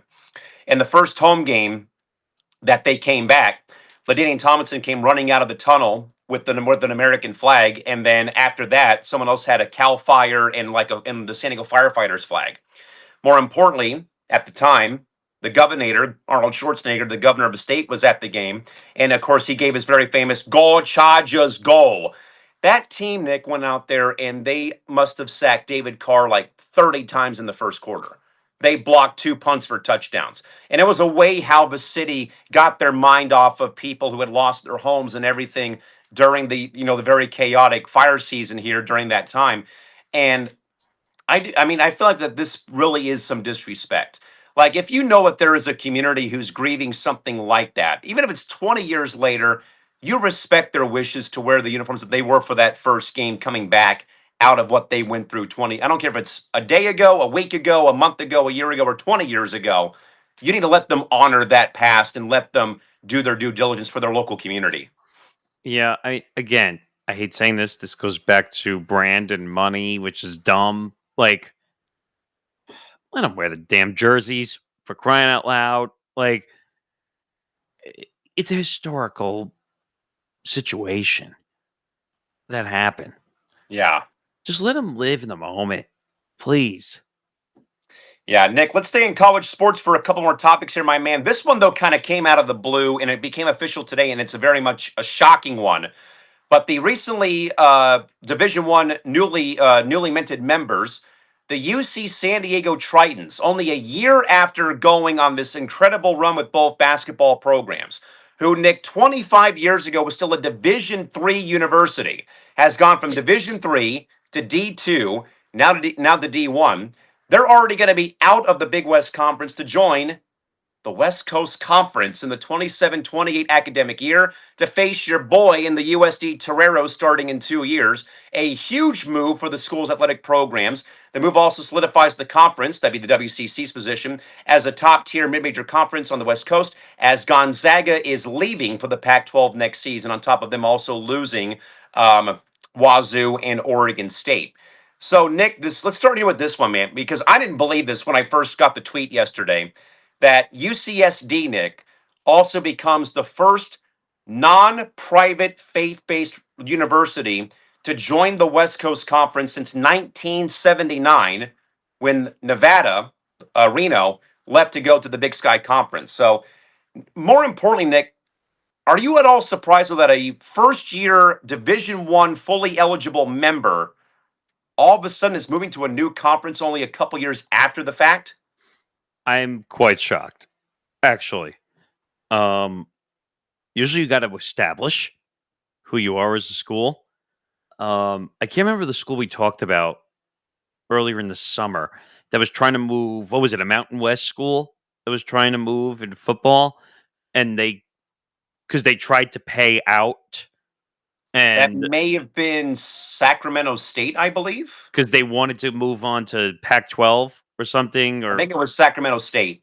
and like they got stopped, and there were lawsuits pending almost because they were saying, well, you didn't pay or whatever to get out. Oh, that was the Mountain West letting Grand Canyon in a year earlier than expected, and the schools who were leaving, uh, thought they still had voting power.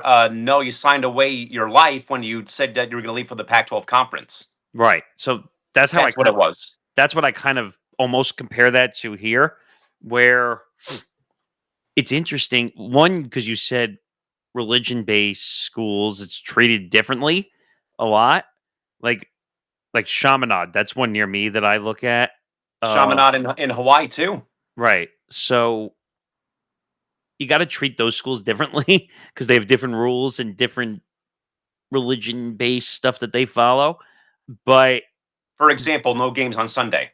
correct. So it's interesting to see how they get around those rules too. But Believe it or not, it's actually not a factor, Nick, because my school plays on Sundays. The only issue it was with was when BYU was in our conference because they don't play Sundays. really, Yeah, they I were the only didn't. one. They were the only one who went that direction. I even asked when I first kind of got there, like, hey, I'm coming from a Division 2 who's also a Christian liberal arts faith based school. The conference and them don't play Sundays. Is there any reason why we play Sundays at our university? And they said we're a bit more relaxed, but also at that time they had a lucrative local TV deal with Spectrum Sportsnet, the Lakers TV station, to air games on Sundays when the Lakers were off. I just find it interesting, like when religious exemptions are made for scheduling, how they work around that, especially bigger schools too. Um, but I am surprised. You said they were only a year in, Yeah, so usually it takes what 4 or 5 years to really establish. at least. That means someone obviously was involved again from higher up. A few people probably, which gave them the bump to say, "Go ahead, go." I mean, what the Tritons have built though in La Jolla, which is about 10 miles away from where I live, is nothing short of amazing. Top tier facility, one of the best marine biology, oceanography programs on the planet, one of the absolute best health industry programs on the West Coast as well. They're always in the US Business News, like top 10, top 5, top 100 schools. But now, though, Nick, building off of a 30-win men's basketball season, almost getting over Michigan last year. Women's basketball getting in. They're the only school who's ever gotten into March Madness with both their programs in year number 1. Now, though, you add another team in Southern California let alone now you've got the USD, UCSD, Rose Canyon Cup rivalry, as we call it, though, between the Tritons and Toreros. But more importantly, as well, though, Nick, that also gives USD a travel partner when they go on the road. And also, there's been some spattering of talk, very small spattering. UC Irvine might be part of a package deal to bring them into the WCC too when they lose. When they're because there's also talk that possibly St. Mary's College might go to the Pac-12 with Zaga as well to fulfill basketball quota. You know what's interesting? Pac-12, which was dead. Remember, they were down to like It's somehow still alive. I don't get it. Well, no, now it's going the other way. They're trying to rebuild it almost in a Yeah. sense, which I don't understand. Like, because they said, "Oh well, Pac-12's dead." By the way, that's kind of the funny reason why the name of our college football podcast is called Forever Power Five, because the joke is technically that the Pac-12 was supposed to be gone, but it still survives by the skin of its teeth. I don't know how. But that's not surprising. I mean, they could have skipped the back door with a few bucks too. You They don't could know have done that. something. I mean, either way, though, this is a pretty, and it became official on Wednesday. But this is a huge move, though. I'm all for it. I've long respected UCSD. I had an uncle who went there, and my sister-in-law worked there for a long time as well. And there's always been great competition between both the schools when it's come to academics and athletics, though. So San Diego rivalry. I can't believe it. It's going to be coming to the West Coast Conference in a couple of years. Nick, staying in college athletics again, but of course, though, Nick, Saturday marked the end of an era, though, for ESPN with Lee Corso hanging up the headgear, literally and figuratively on Saturday after a tremendous 3 to 4 plus decade long run in college football on game day. Again, the whole pencil, not so fast, my friend, putting on the headgear of who we wanted to win the big game that night. But I think, though, Nick, in a very classy gesture, the Fox Sports Big Noon kickoff team also saluted Lee Corso during their program by wearing their respective headgear of their alma maters. Again, Brady Quinn wearing the Irish hat, Matt Leinart wearing the USC garb, Mark Ingram wearing his garb, Urban Meyer, so on and so forth. Nick, more importantly, before we get to the other part of the Big Noon kickoff, end of an era, my friend. I got a little sad doing that video for the network because I'm not a big football fan, but I damn sure tune in though because I tune in to watch college football all the time. I don't have a team not named USD that I root for, but I tuned in though, Nick, to watch the final picks, Final headgears. the final headgears, and oh man, it really like hit home and it's not going to happen again come Saturday. But at the end of the day, though, Nick, what Lee has done, though, and what he's meant, though, I think for college football as whole, as I said, though, he brought the enthusiasm. He entertained us, whether it was, the quips, the pencil. Damn it, Morganson, not so fast, my friend. Here's why LIU is not going to win today. It's going to be the other team.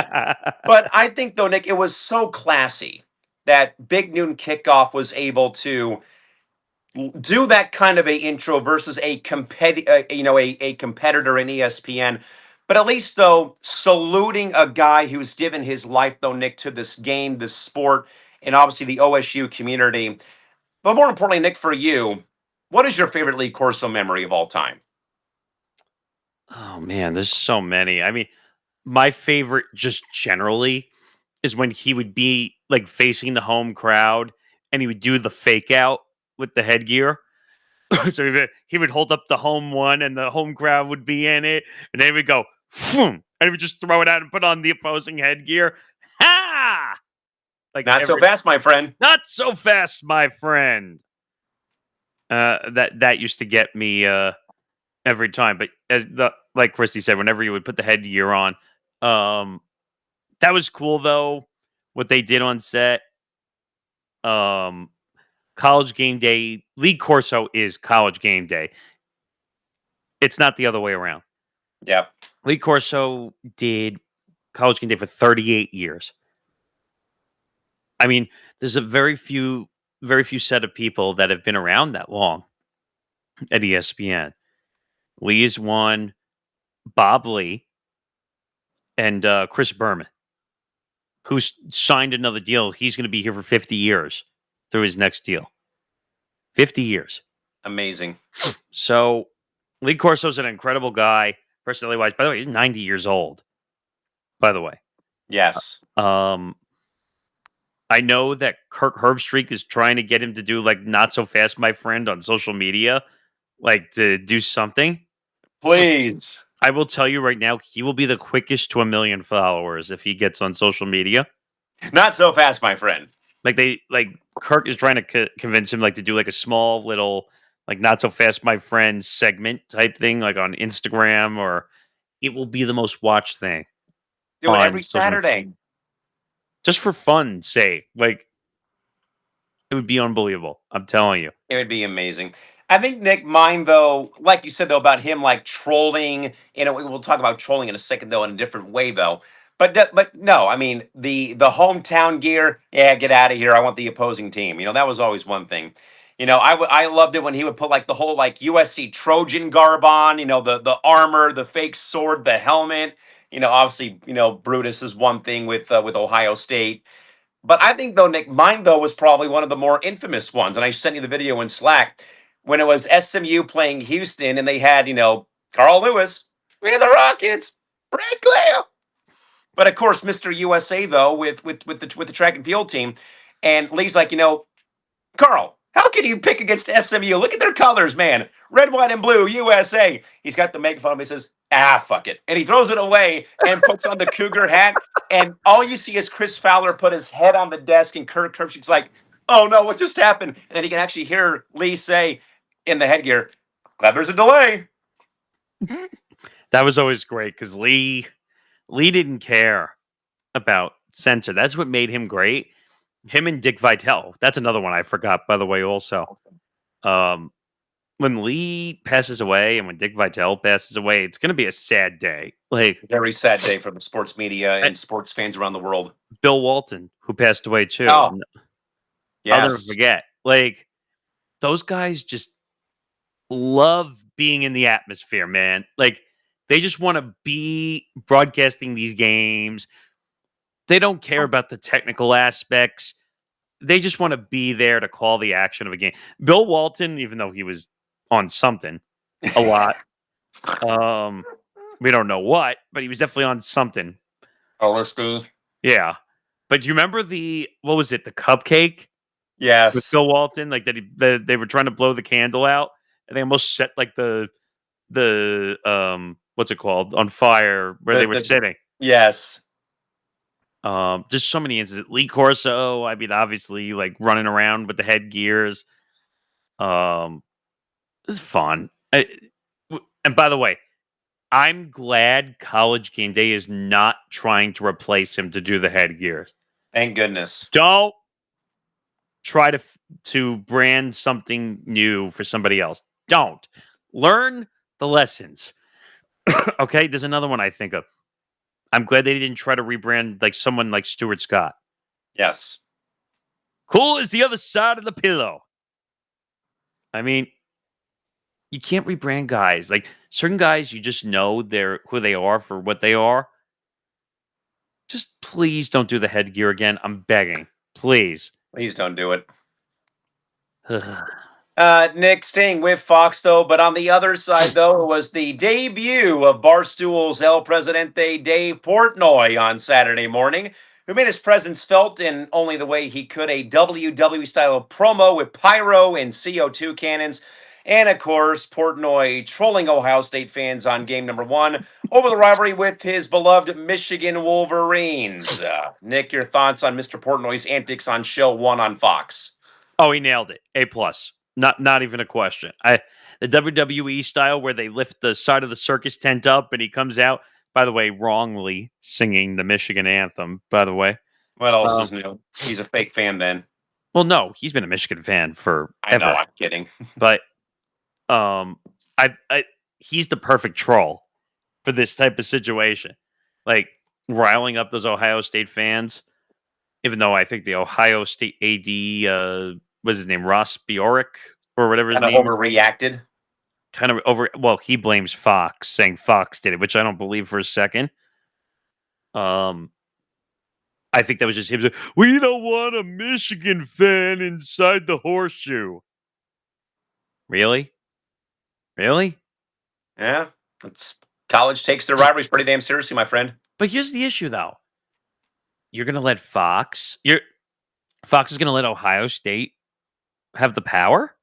You're gonna let them bully you guys around? Come on now, Fox. Why didn't Fox say, well, we're paying you guys, not the other way around? I mean, he's part of our broadcast team.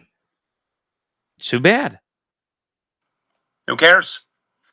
And they also banned the college football show for Barstool from streaming and doing their stuff there too.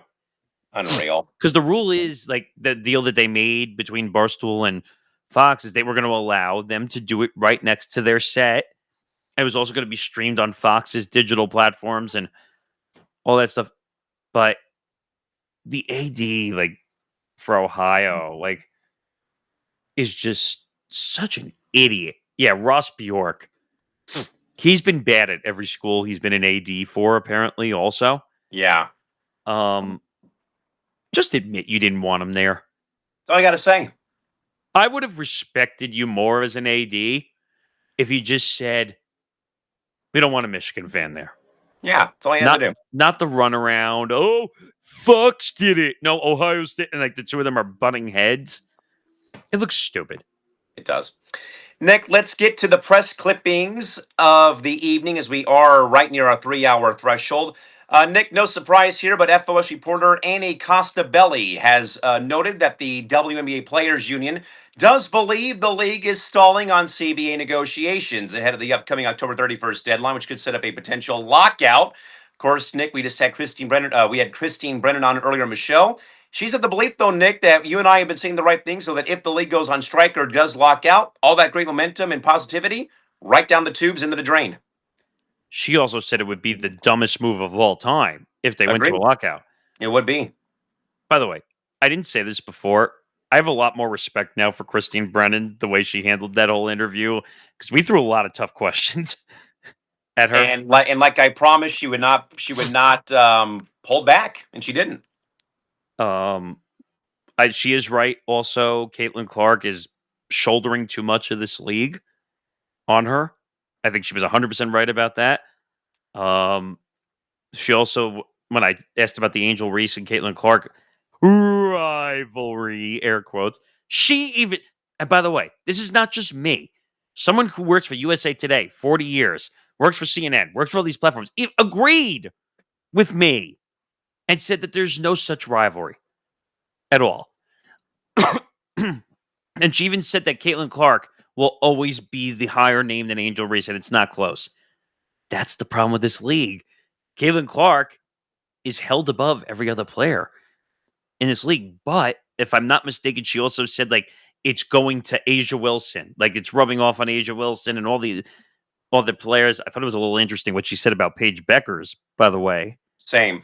Where I feel like she might have dissed her a little bit. Just a bit, probably. But when we asked her about the CBA negotiations, she basically said, I think she said she was not sure. Yeah. Basically, that if something's going to get done, but she said, like, they have to get something done. And I agree. They have to get something done. This is not good for the league if they don't get a deal done in about, how much time do we have? They have until Halloween. Which is, believe it or not, is going to be here before we know it. This is all dumb. Like, it's make a deal. The players deserve more money. I mean, it's like I've been saying, though, that, the lockout would be the absolute worst thing. And again, Christine said so in the show, though, Nick, that if in fact this happens, this wipes out everything great that's happened for the W. All that can be put in the trash and set on fire. I'm sorry. And that's it. And that goes both ways. It goes on the players union, I think, and it goes on the league as well as a whole. I thought it was interesting also that she called Unrivaled a goofy league. 3-on-3. Didn't you find that interesting? I thought that was interesting that she called that was a little interesting. I mean, I think I said last week that basketball is basketball, whether it's 3-on-3, 5-on-5. Yeah, but she literally said that Unrivaled is a goofy 3-on-3 league, and like my mouth like almost stunned open, like because I think Unrivaled is more competitive than people want to give it credit for. And before we move on, Nick, who's not to say though that if the league does lock out, that they don't make it a 5-on-5 league if there's a lockout? That's a good point. What did she say to your collusion question? Because I don't remember 100%. I think she's right. I think she agreed with me that if it is true with what had gone on or is going on with Stewie and Nafisa, that reporting needs to be done on that being somewhat of a conflict of interest or collusion. Which we've been doing for how long now? I mean, Exactly, like a month at if least. not longer. And I'm sure, like, if people are like, no, it's collusion. You can't be is. an owner of Unrivaled and be a VP of the WNBA PA. Exactly. You're crossing sides.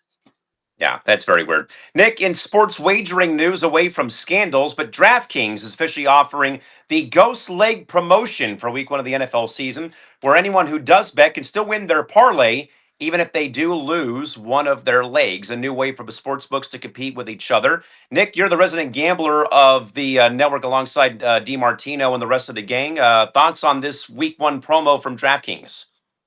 This is pretty normal. They usually do this in week 1 to get people interested in gambling.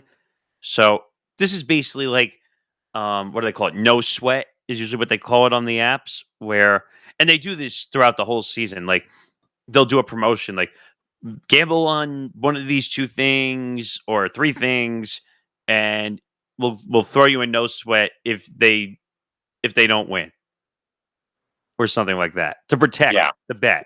Underdog does that too, where you can play the flex, where you can lose up to 2 legs on your parlay and still win something out of it, which I think is good for whatever sport you're doing. I think that was also a good way for people. I think though, more importantly, Nick, it's just a good thing to get people to get energized again for the NFL to restart again.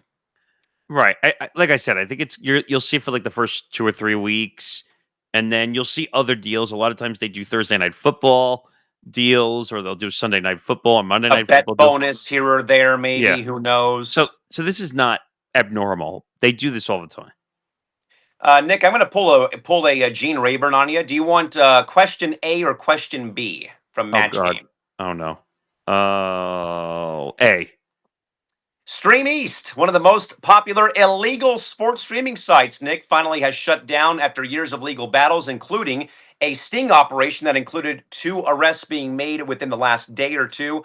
Obviously, Nick, this is why you come to playback.tv/ETB network and you join a community like ours to watch games like the NBA, Major League Baseball, and soccer, and the NFL on Friday and Sunday, where you don't get stuck in something like this happening, right? This story is fascinating. I'm glad that we brought this story up because Stream East is very illegal. I'm just going to say that, number one, even though I'm sure at all points we all did it, watch games on there. Oh, right. And the U.S. Open, Jen said. And the U.S. Open, yes. But, so, Stream East is considered, I'm reading the story off of Yahoo. Stream East, considered the largest illegal sports streaming service, was reportedly shut down after a year-long investigation. The Alliance for Creativity and Entertainment said it worked with, and remember, this is coming out of Egypt. By the way, now, I don't know if they're actually in Egypt. That might have been what they call what do they call that? Like a location? Yeah. I don't know what they call that. But location tracking service. Like where it makes you look like you're in one place, but you're really not there to avoid laws. Yes. So it said it worked with Egyptian law enforcement officials to disrupt the service August 24th, per The Athletic. ACE is an anti-piracy coalition comprised of multimedia organizations, including Amazon and Netflix. Yeah. Stream East listen to this. Stream East reportedly generated 1.6 billion visits over the past year, per The Athletic. The service offered illegal streams for Premier League and Champions League games, as well as NFL, MLB, and NBA. It also provided pirated access to pay-per-view events like UFC and MMA fights. Stream East reportedly drew 136 million average monthly visits. That's crazy numbers. Um, Furthermore, two men were arrested in Egypt as part of the operation, with authorities reportedly seizing laptops, smartphones that allegedly helped operate the site. The raid also uncovered a shell company in which it is believed, which it in which it's believed 6.2 million. So the Barstool money went to ad revenue that was laundered. Roughly $200,000 in cryptocurrency was also uncovered, and believed that multiple real estate properties in Egypt were purchased with the illic funds per the Athletic. yeah, so this is bad. This is not good news. Um, Stream East is not the only one that's done this before. There's plenty of sites that do this, and a lot of them get shut down because they get caught. But this is a huge, like, almost sting operation that they went through. Like, By the way, the Athletic further writes that ACE collaborated with a number of, government entities and agencies, including the Europol, the U.S. DOJ, the Office of the U.S. Trade Representative, and National Intellect Property Rights Coordination Center, per the Athletic's writing as well today. that's how big this story is. Like I said, 1.6 billion views for a year. Like, and then for them to create a shell company to basically get revenue off something that's not even theirs. Cryptocurrency. So it says following the raid, StreamEast's original domain is no longer available through replacement services have already popped up. Ace told the Athletic it was aware of copycat sites and are looking into those issues too. So this is bad. Just spend the money and get the services if you want them. Stop It's trying not going to kill you, people. stop trying to steal from people. Or Like, better yet, join playback.tv/ETB network and you can watch games with us for free of charge. yeah. So just do it the legal way, We please. can't get you on stage, but we can get you access to watch games on TV. Well, yeah, you want to get on stage. I mean, that's a whole different issue in itself. But you want to watch games? Yeah, come watch games. We can do that. Says I like free and legal, don't we all? Yeah, well, I'd love if people could be able to get on this stage that we have to interview as guests too. Nick, how about at the concession stand in the NFL, the Baltimore Ravens are joining a laundry list of teams like the Falcons, the Utah Mammoth, and the Phoenix Suns, who are now offering a new flock-friendly fare menu. 11 items at M&T Bank Stadium M&T Bank Stadium concession stands will now be priced under $5. This includes a $4.99 barbecue chicken sando, $4.49 for nachos, $3.49 for a hot dog, $1.99 for a hot and fresh pretzel, $3.49 for French fries and peanuts, $2.49 for a order of Blackbird chips, $1.99 theater style popcorn, and also cheap beer, soda, and water, all for every game at M&T Bank Stadium.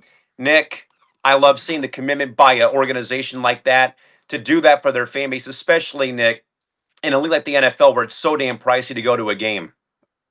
This is brilliant. 100% brilliant. Now, I don't know if this includes taxes and fees on top of that price. I don't know. But if that's included, it's a home run.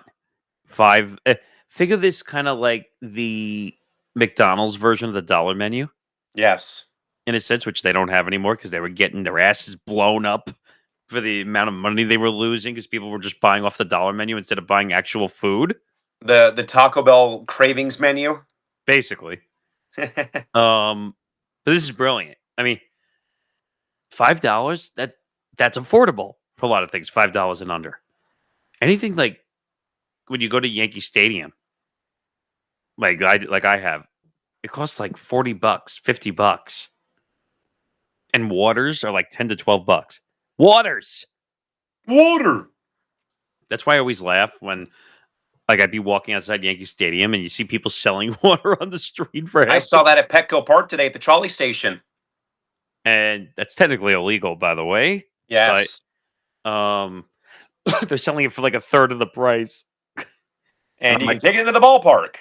But I wouldn't touch that water, by the way, just for No. safety reasons. Or the Tijuana style vending carts that have the dirt water hot dogs outside the ballpark after the game's over. Oh, that's gross. That's like the dirty water dogs in It New York. smells good, but no, thank you.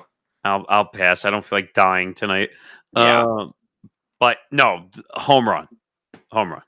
Yeah, I love it. I love though when there's an owner, and I think though, Nick, that Arthur Blank is really the guy who began this trend with the Falcons, where he would price things under a certain threshold of money. Then the Suns did this, the Mercury did this in Phoenix. Now the Ravens are doing this, the Mammoth are doing this in the NHL.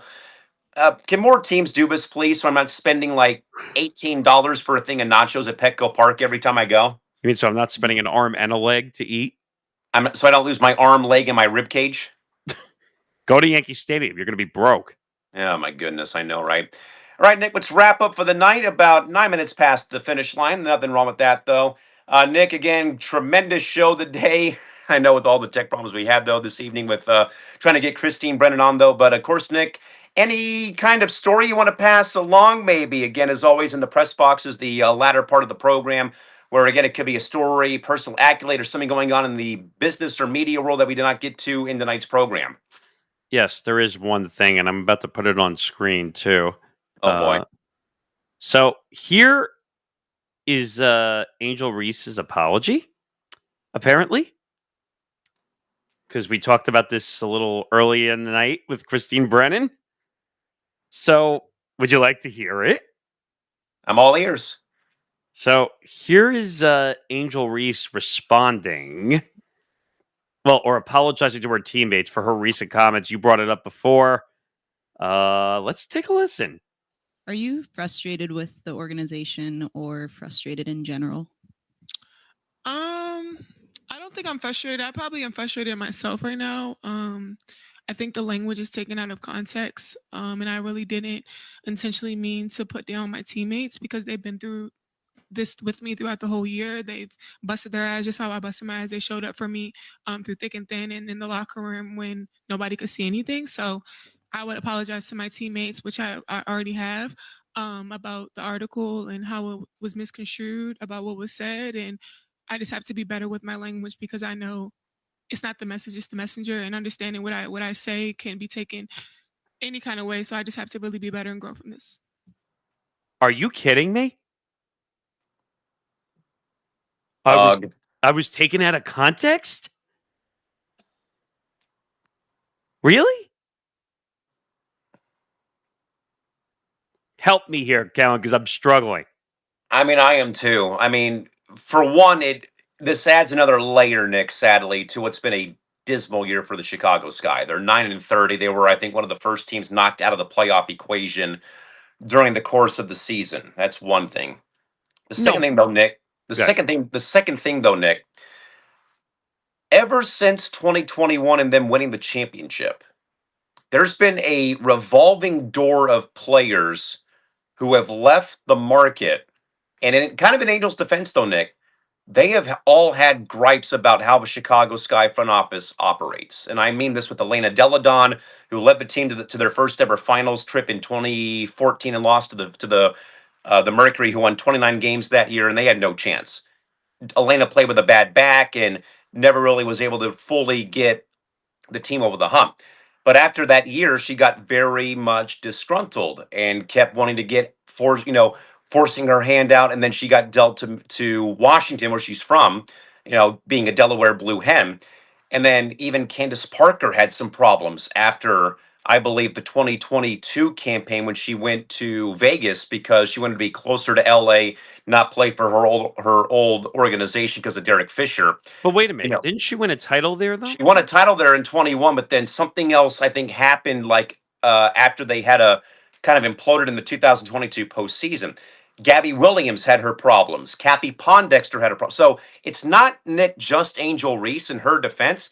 This has been a long, sustained problem in the Chicago Sky front office from basically day one of the organization starting, where so many talented players like Tamara Young had her problems. Again, Kathy Pondexter had her problems in Chicago, where again they've had a good winning culture there. In that time of 2014 getting to the final, and of course when Candace Parker arrives in 2021. But there was something behind the scenes. Now again, all this is raw to me because I've been out all day and probably burnt to a crisp and laid to the side. But when it's all said and done, being at a baseball game all day today. But all this came out though while I was at the game watching Nestor Cortez give a back-to-back home runs in the third inning. And I'm trying to read all this stuff while the Padres are losing 7-0 today, that the Orioles are getting swept. Is like, this is year 2, Angel. You can't be making these comments. If you were a established veteran in the league, absolutely. I get that you can be frustrated, believe me. And I've been there when my teams, when I played, did not play well. But not though, Nick, when you're so low on the totem pole when it comes to seniority. I mean, I heard though in some of the commentary though she was ripping Haley Van Lith, her former teammate at LSU, she won a damn national title with. She criticized Courtney Vandersloot. Courtney Vandersloot is one of the oldest players on the roster because of her ACL problem. Like, when are you going to be back to your regular form? And then wanting the coach to coach the team harder. So all this right here is like, I don't fully grasp it. I don't. I'm not in a full body cast with a jellyfish net in my hand though, but still, I don't fully grasp what we're trying to accomplish here. This is year 2, Angel. And Nick, this perfectly goes to Callum McClurg's old antidote. College success is not always duplicated in the pros right away. Candace Parker told me that in my interview with her 13 years ago, around this time in 2014 or 2015. She said, I wanted to win 6 or 7 championships. And you start counting the time, you don't even have one yet, let alone you're trying to win 6 or 7. This takes time. I love, again, Nick, using Trevor Lawrence as my example. Trevor Lawrence never lost the damn game until he got to the pros. It's a good point. Oh, Johnny Manziel? Johnny Manziel, show me the money. Marcus Russell. Marcus Russell. The problem I have, and you heard me say it in the Christine Brennan interview, I don't understand like all the off the court opportunities. Now, Christine did push back and say like, "Hey, the players are going to take their opportunities," which I get. You're going to take sadly, in a league like this, you kind of have to. Right, but she did also say, "Well, she doesn't have anything though either." Like, yeah. So you could take your opportunities. Oh, the thing that stood out to me during that question was they each approach what's important differently. Yes. So Caitlin is more sports related, and Caitlin's is more entertainment off court. Angel's more off the court. Yeah. Caitlin cares about on court, and then obviously her supporting the Pacers during the run through the postseason this past summer too. And I thought that was spot on. That answer that Caitlin's more worried about winning, and then what comes with winning is the opportunities off the court. It's the old saying of Nick, of to the victor goes the spoils. Right. And I think Angel is too focused on getting the off court before perfecting the on court, where and the whole, because I think we brought it up during the interview, the whole, and she did too, the whole John Cena and the ring, and like, come on, man, like, you haven't won anything. So you won a national title, big deal.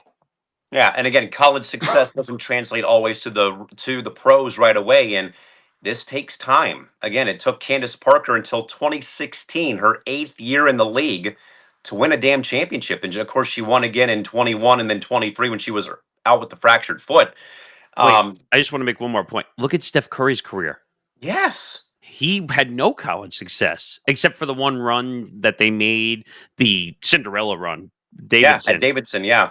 But look what happened. He went into the NBA. He didn't win right away. But what does he have now? Like 4 or 5 titles now? 4, I think.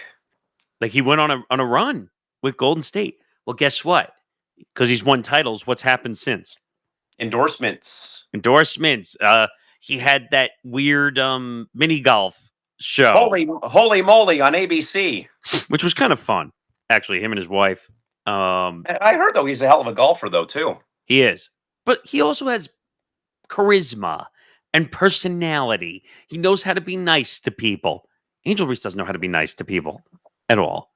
And the rebounds thing was funny when she brought it up. That she'll basically like throw one up just to grab another one. That was funny too. But come on, man. Just be a good person. And don't call your teammates out. You never win that way. Yeah, and that's why, Nick, and I don't want to compare oranges to apples here, but that's why I think, like, the Padres have lost four in a row. And I'm hoping that there's a team meeting, and I hope that that is closed doors and nothing gets leaked out from the meeting. Good luck with But that. nothing like this though, where you've got, naming teammates in the news because of injuries, or that Haley Van Lith isn't a championship caliber winning player. She helped you win a natty at LSU, for heaven's sakes. What are we I was talking about here? I was going to say they were. She called out her own LSU teammate for crying out loud. First of all, that tells you have no respect for anybody whatsoever. You're willing to call out your own LSU teammate. I mean, Woofa. like, what dignity? That's the word I was looking for. What dignity do you have left as a human being if you're going to call out your LSU teammate and your teammate now in the pros? I mean, Angel, you need to pull back the reins a little and go focus on basketball. And by the way, I know you're jealous. You blocked our ETB Sports account on Twitter because you didn't like the fact that I was calling you out for focusing on off the court issues. You know what they say when you block an account or you mute somebody, right? It means you're admitting defeat in that regard. I called you out for not caring about basketball. You blocked us. What does that tell you?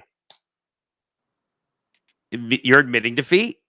Yeah. I didn't. I wasn't trolling you. Let's be very clear about that. Number one, I just pointed out my opinions on my show, saying that you need to win before you can do all this stuff. Again, as Christy says, she has her defenders. I mean, I don't know. I think she's coddled, but I think that's today's athlete. Period. Is Exactly. coddled. You just read my mind that that's kind of where things are at right now. Do you have any other stories? Because I have one or two more. If we want. Yeah, I've got one that we did not get to tonight, but that's about Candace Parker, Nick. Following her retirement from the league, the three-time champ is now having a booming business endeavor, or booming business endeavors, I should say. Recently named the president of Adidas Women's Basketball, wrote her own memoir, and is now part of a ownership group that's trying to bring a WNBA franchise to Nashville, Tennessee, or Tennessee in general, in honor of Coach Pat Summitt. While also, of course, Nick doing her work as well with TNT, and also with her podcast called Post Moves with her and Fever star Aaliyah Boston. Nick, thoughts about how well Candace Parker, who I know, Nick, when she retired, obviously it was a very sad day for your boy, because that was, one of the players who really got me behind this women's basketball. Incredible player. Yeah, incredible player, great resume. The only player to win three titles with three different organizations in the league, though, with LA, Chicago, and Vegas. So she was hurt that final year in LA. But I also, though, Nick, love, though, that when she did retire, she said, I'm not going to cheat the game. I know where my body's at now, and it's time for me to just to move on to something else. And I, Nick, have just loved seeing it. Now, I think, though, that some people now are kind of like seeing her true side now. I wouldn't say true side, like her actual intellect on Post Moves with Aaliyah Boston, how she is not really afraid now to really give her actual thoughts on where women's basketball is. Because I think, Nick, like you said, though, coddled athlete. Now, I don't think that she was coddled, but at that time, though, where the league was not where it was when she was playing, you kind of had to, in a way, be a bit coddled and not really speak your mind out about certain things back in 2008 when she was a rookie at the time, because, there's still some old guard in there. But, Nick, I also remember, though, that Candace said, though, I think on TNT when she made her announcement about retiring, that she really looked up to Magic Johnson when Magic bought the Sparks and kept them in LA in 2014. That I look at him about how you become a business person after your time playing sports. Where again, Magic bought the movie theaters, the Fat Burgers, all the sports teams like the Dodgers and all the soccer teams, the Commanders, you name it. But also about how he invested his money, and that is essentially, Nick, what Candace is modeling her game after now off the floor, though, again. President now of Adidas Women's Basketball, wrote her own memoir. The ownership stake of the potential franchise in Tennessee for the WNBA, TNT analyst. She was also a Laker analyst for a bit on Spectrum Sportsnet LA, or on Spectrum Sportsnet in LA. I mean, Nick, this is like almost like a beautiful blueprint for anyone who is looking to advance their sports career when they're done playing the game like this. I mean, now I think she's going to be part of Amazon's NBA Amazon, coverage. yes, Amazon. By the way, just for context, I looked up the Magic Johnson resume of ownership. Holy. So, Magic Johnson is a partial owner of 5 major professional sports teams. Dodgers, LAFC, the Sparks, the Commanders, and the Washington Spirit. Yeah. And he also holds a stake in an esports franchise, Team Liquid. They must be in LA too, I'm guessing. Just think about that though. The amount of diversity in that ownership profile. Crazy to think, man. First of all, I'd love to have her on this show too, Candace Parker. Yes. Oh man, there's so many questions I want to ask her too, just based on like the NBA of her day versus the NBA of today. Yeah. Also, what she thinks of how the league is being run now. Now she's a former player. Yeah, I agree. But no, she'll be fine. What's interesting though is I remember they brought her in to do TNT. I don't know how she got into doing the studio shows though. I forget how it happened. But like she just started she had personality. I think that's how it worked out. Number one. Yep. She was perfect. Once they slid her in to do the second day of the NBA and TNT covered, then she would fill in. Then she became part of it. I think she was also doing was it March Madness for women? Yep. Then she was doing Unrivaled this past year too on TNT, which I think she's still going to be doing, if I'm not mistaken. So she's not doing Prime. So she's still working with TNT. She's still doing Amazon. I mean, I found it surprising that even though she's technically going to have a deal with TNT, they said no to her being on the new licensed inside the NBA. Yeah, that is a little weird. I was kind of sad about that because I thought she actually was really good on there. But I'm curious to know what the rules are going to be now, like when they have to find fill-ins for inside the NBA. I know. Like, does it have to be ESPN people? Does it? Oh God! Please don't say that. Please don't say that. Please. Pat McAfee. Oh, sorry, wrong sport. Tony Reali. I wish. By the way, anyone heard from him at all? Negatory. That's another one I want on the show too. That would make my day, right there. I mean, could he be a fill-in host for Beyond the Bench? Oh man, just for like a cameo's sake, just have him hon. Yes. Nick, anything else you'd like to get to? Yeah, one last story. I don't know if you saw. Do you know who Chad Millman is? Name rings a bell. So he was ESPN's like senior website guy for a while. I have the story here. He was also co-founder of the Action Network. Yes. Okay. Yeah. And he also had a role at The Volume with Colin Cowherd. So now he left. He officially left the Action Network a couple days ago. And he's expanding his role at The Volume. And he's going to be launching, surprise, a new betting show. Oh, my goodness. Called Sharp or Square. Sharp or Square. That's a good one. The funny part is, like, the news was announced. All of a sudden, I forgot that a while ago I sent him a LinkedIn request and he actually accepted it today. Oh, wow. How poetic is that? So I actually wrote him and I said, I'd love to have you on this show. Like, he's got a lot of interesting. He was at ESPN. Cameo for Unnecessary Wagers? No, but he'd be great for this show too. Like he had a long career at ESPN. Then he was one of the co-founders for the Action Network. Now he's with The Volume. He's got mileage, man. Like he'd be an incredible guy. Oh, and by the way, speaking of The Volume, so they were a DraftKings represented network for a long time. They are no longer a DraftKings represented network. Whoa. They are, I think it was Hard Rock, I want to say. Yeah, Hard Rock Bet's now taken over, yes. So that was significant. I guarantee you Hard Rock probably ponied up a little more money. Probably. But that's significant. And Just for some context, so the volume adding Sharper Square boasts an expanded lineup that has become a mix of sports, personalities, and culture. Listen to this volume lineup, Oh, okay? baby. I'm ready. So the network already features shows with Nick Wright, Draymond Green, Richard Sherman, Daniel Cormier, Sophie Cunningham, John Middlecoff, John Timth, and Coward himself. And the company has branched out further into entertainment with Joe and Jada, which is Fat Joe, Yep. as well as New Rory and Mal. That was a pop culture show. And now they had Millman to do more gambling. Jeez. Is this unbelievable what the volume has become, by the way? Bravo. I love it. Biggest mistake ESPN ever made, in my opinion, letting Coward go. Pablo Torre called it. Well, I said that a long time ago. I know. That was my appointment watch, The Herd, every day when I was a kid in school. No, I mean, it's still on FS1. It's on Fox Sports Radio. It's much harder to find on the radio dial now because ESPN radio stations were easier to find.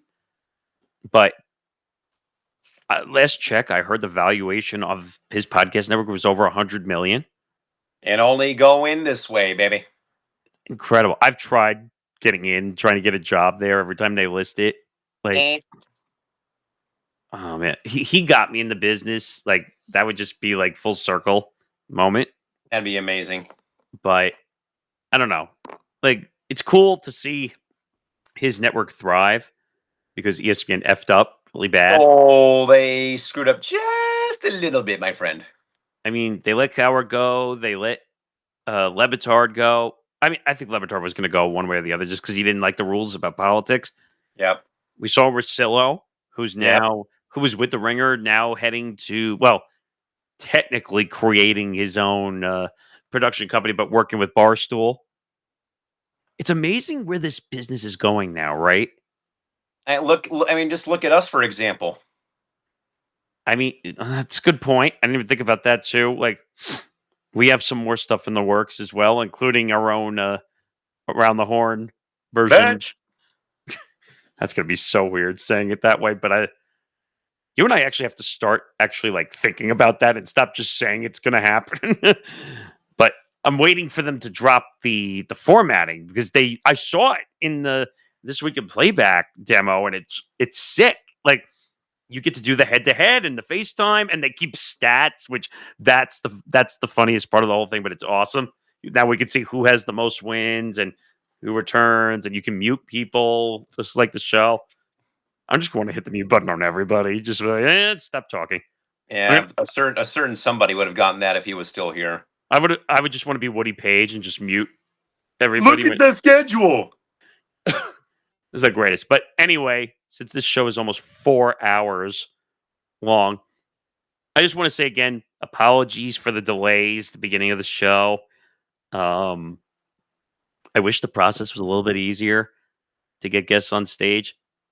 I'm kind of Zan said he went back and he listened to it, by the way, and he said, wow, even your phone, that audio actually sounded not bad. Did it actually sound better than I thought it sounded? Great to me, man. It sounded really good to me. I'm just mad it wasn't video because video always does better. I mean, Christine had the ring light ready. She was ready to show the book off. And then we got robbed. And by the way, Playback did retweet the network post, by the way. Oh, goodness gracious. I was like, guys, just make it simple. Why can't we be like StreamYard? Or I'll make another suggestion if the Playback people are listening right now. If I decide to give the link to the room to somebody, then it should be my choice if that link works for somebody to come in. You're telling me like we can't put like a code on a link and then say just type the number in and then it allows them in a room or something? I know I'm thinking too logically, aren't I? No, this is Patrick. Because think about it. When we do stuff on StreamYard, it's so easy. You give them a link, they walk in, we do what we got to do, then they leave. Like, yep. I get what they're trying to do, though, because they're trying to make it like if you're a community. The problem is we're ahead of the curve because we're Big doing time. full podcasts on here when originally it was made for streaming games, which we're still going to do. It's coming back because the NBA is coming back. Basketball. So don't you worry, it's coming back. There's going to be a lot of basketball on here. Oh, you think? So just depends. Especially when those 11 p.m. tip-offs hit differently this season on NBC. What a joke. Like, what a joke. Oregon. This is why you've got the West Coast now on your side, Bubba. I know, but well, Fridays are going to be tough for me, depending on the schedule. But I'll be able to get the Wednesday or Thursday, depending on the day we do press row. Yeah. But I don't know. I'm just mad because I wanted that on video so bad. That would have been so good. I agree. But I think that's it for press row. I think we're babbling at this point. Yeah, we're done. That's going to wrap it up, folks, for episode 14. I can't believe it. We're already through 14 shows. Again, massive thank you despite all the tech problems and the bitching and moaning. Thanks again to Christine Brennan of USA Today for joining us tonight and sharing her insights. It was a real honor again to have her on. As a reminder again, folks, find us on social media. We're at ETB Network on Twitter, IG, and TikTok. And please hit that subscribe button over at youtube.com/ETB Network. And again, a massive shout out again to Playback TV. Get your shit in order, though, guys, for making all of this possible. Again, download the app for free from your app store. Sign up for free at playback.tv and never watch sports alone again. Again, Nick, as I said, we'll be back next week again, which obviously next Thursday is the 24th anniversary already of the 9/11 attacks. We'll also be joined by Casey Stern, but more importantly, I think Nick will open up the show and the first part of the show kind of talk about that day in general, but also the role, though, that sports, and obviously you know very well, though, what that 01 World Series meant to New York and the people of your home state. Also, talking about the was it next year, the 25th anniversary that the Yankees and the Mets are going to play on September 11th. Also, I think that's important to talk about too, because they finally got something right. Major League Baseball got something right. It's a miracle. Finally. But I remember that day. We've done some videos in the past before that we put together for September 11th. I'm trying to think if any guest makes sense that day off the top of my head, but I'd have to think about that. But I have some other guests besides Casey Stern in the tunnels waiting. So I got to go talk to the playback people and make it easier for them to come on stage. We're just going to make an ETB guest account at this rate. But that wasn't the issue, though, with Christine. I know. First of all, I didn't know she was doing it on her phone. I'm wondering if she did it on a laptop or a device, it would have been easier. Agreed. But what do I know? All right. Make sure you catch us next week. What is the 11th? Oh, so we are doing Wednesday again. Okay. No, we're doing next Thursday. Oh, next Thursday? Next Thursday, the 11th, yes. Got it. Okay, so when are we starting again? I don't even know. Usual time, 8 p.m. Pacific, 11 o'clock Eastern, if we can. If we need to move it up, we can move it up. Okay. I might have to, depending on what Casey wants, but... Oh. So, that's it. For Kellen McClure, I'm Nick Morganson. Have a good night, everybody.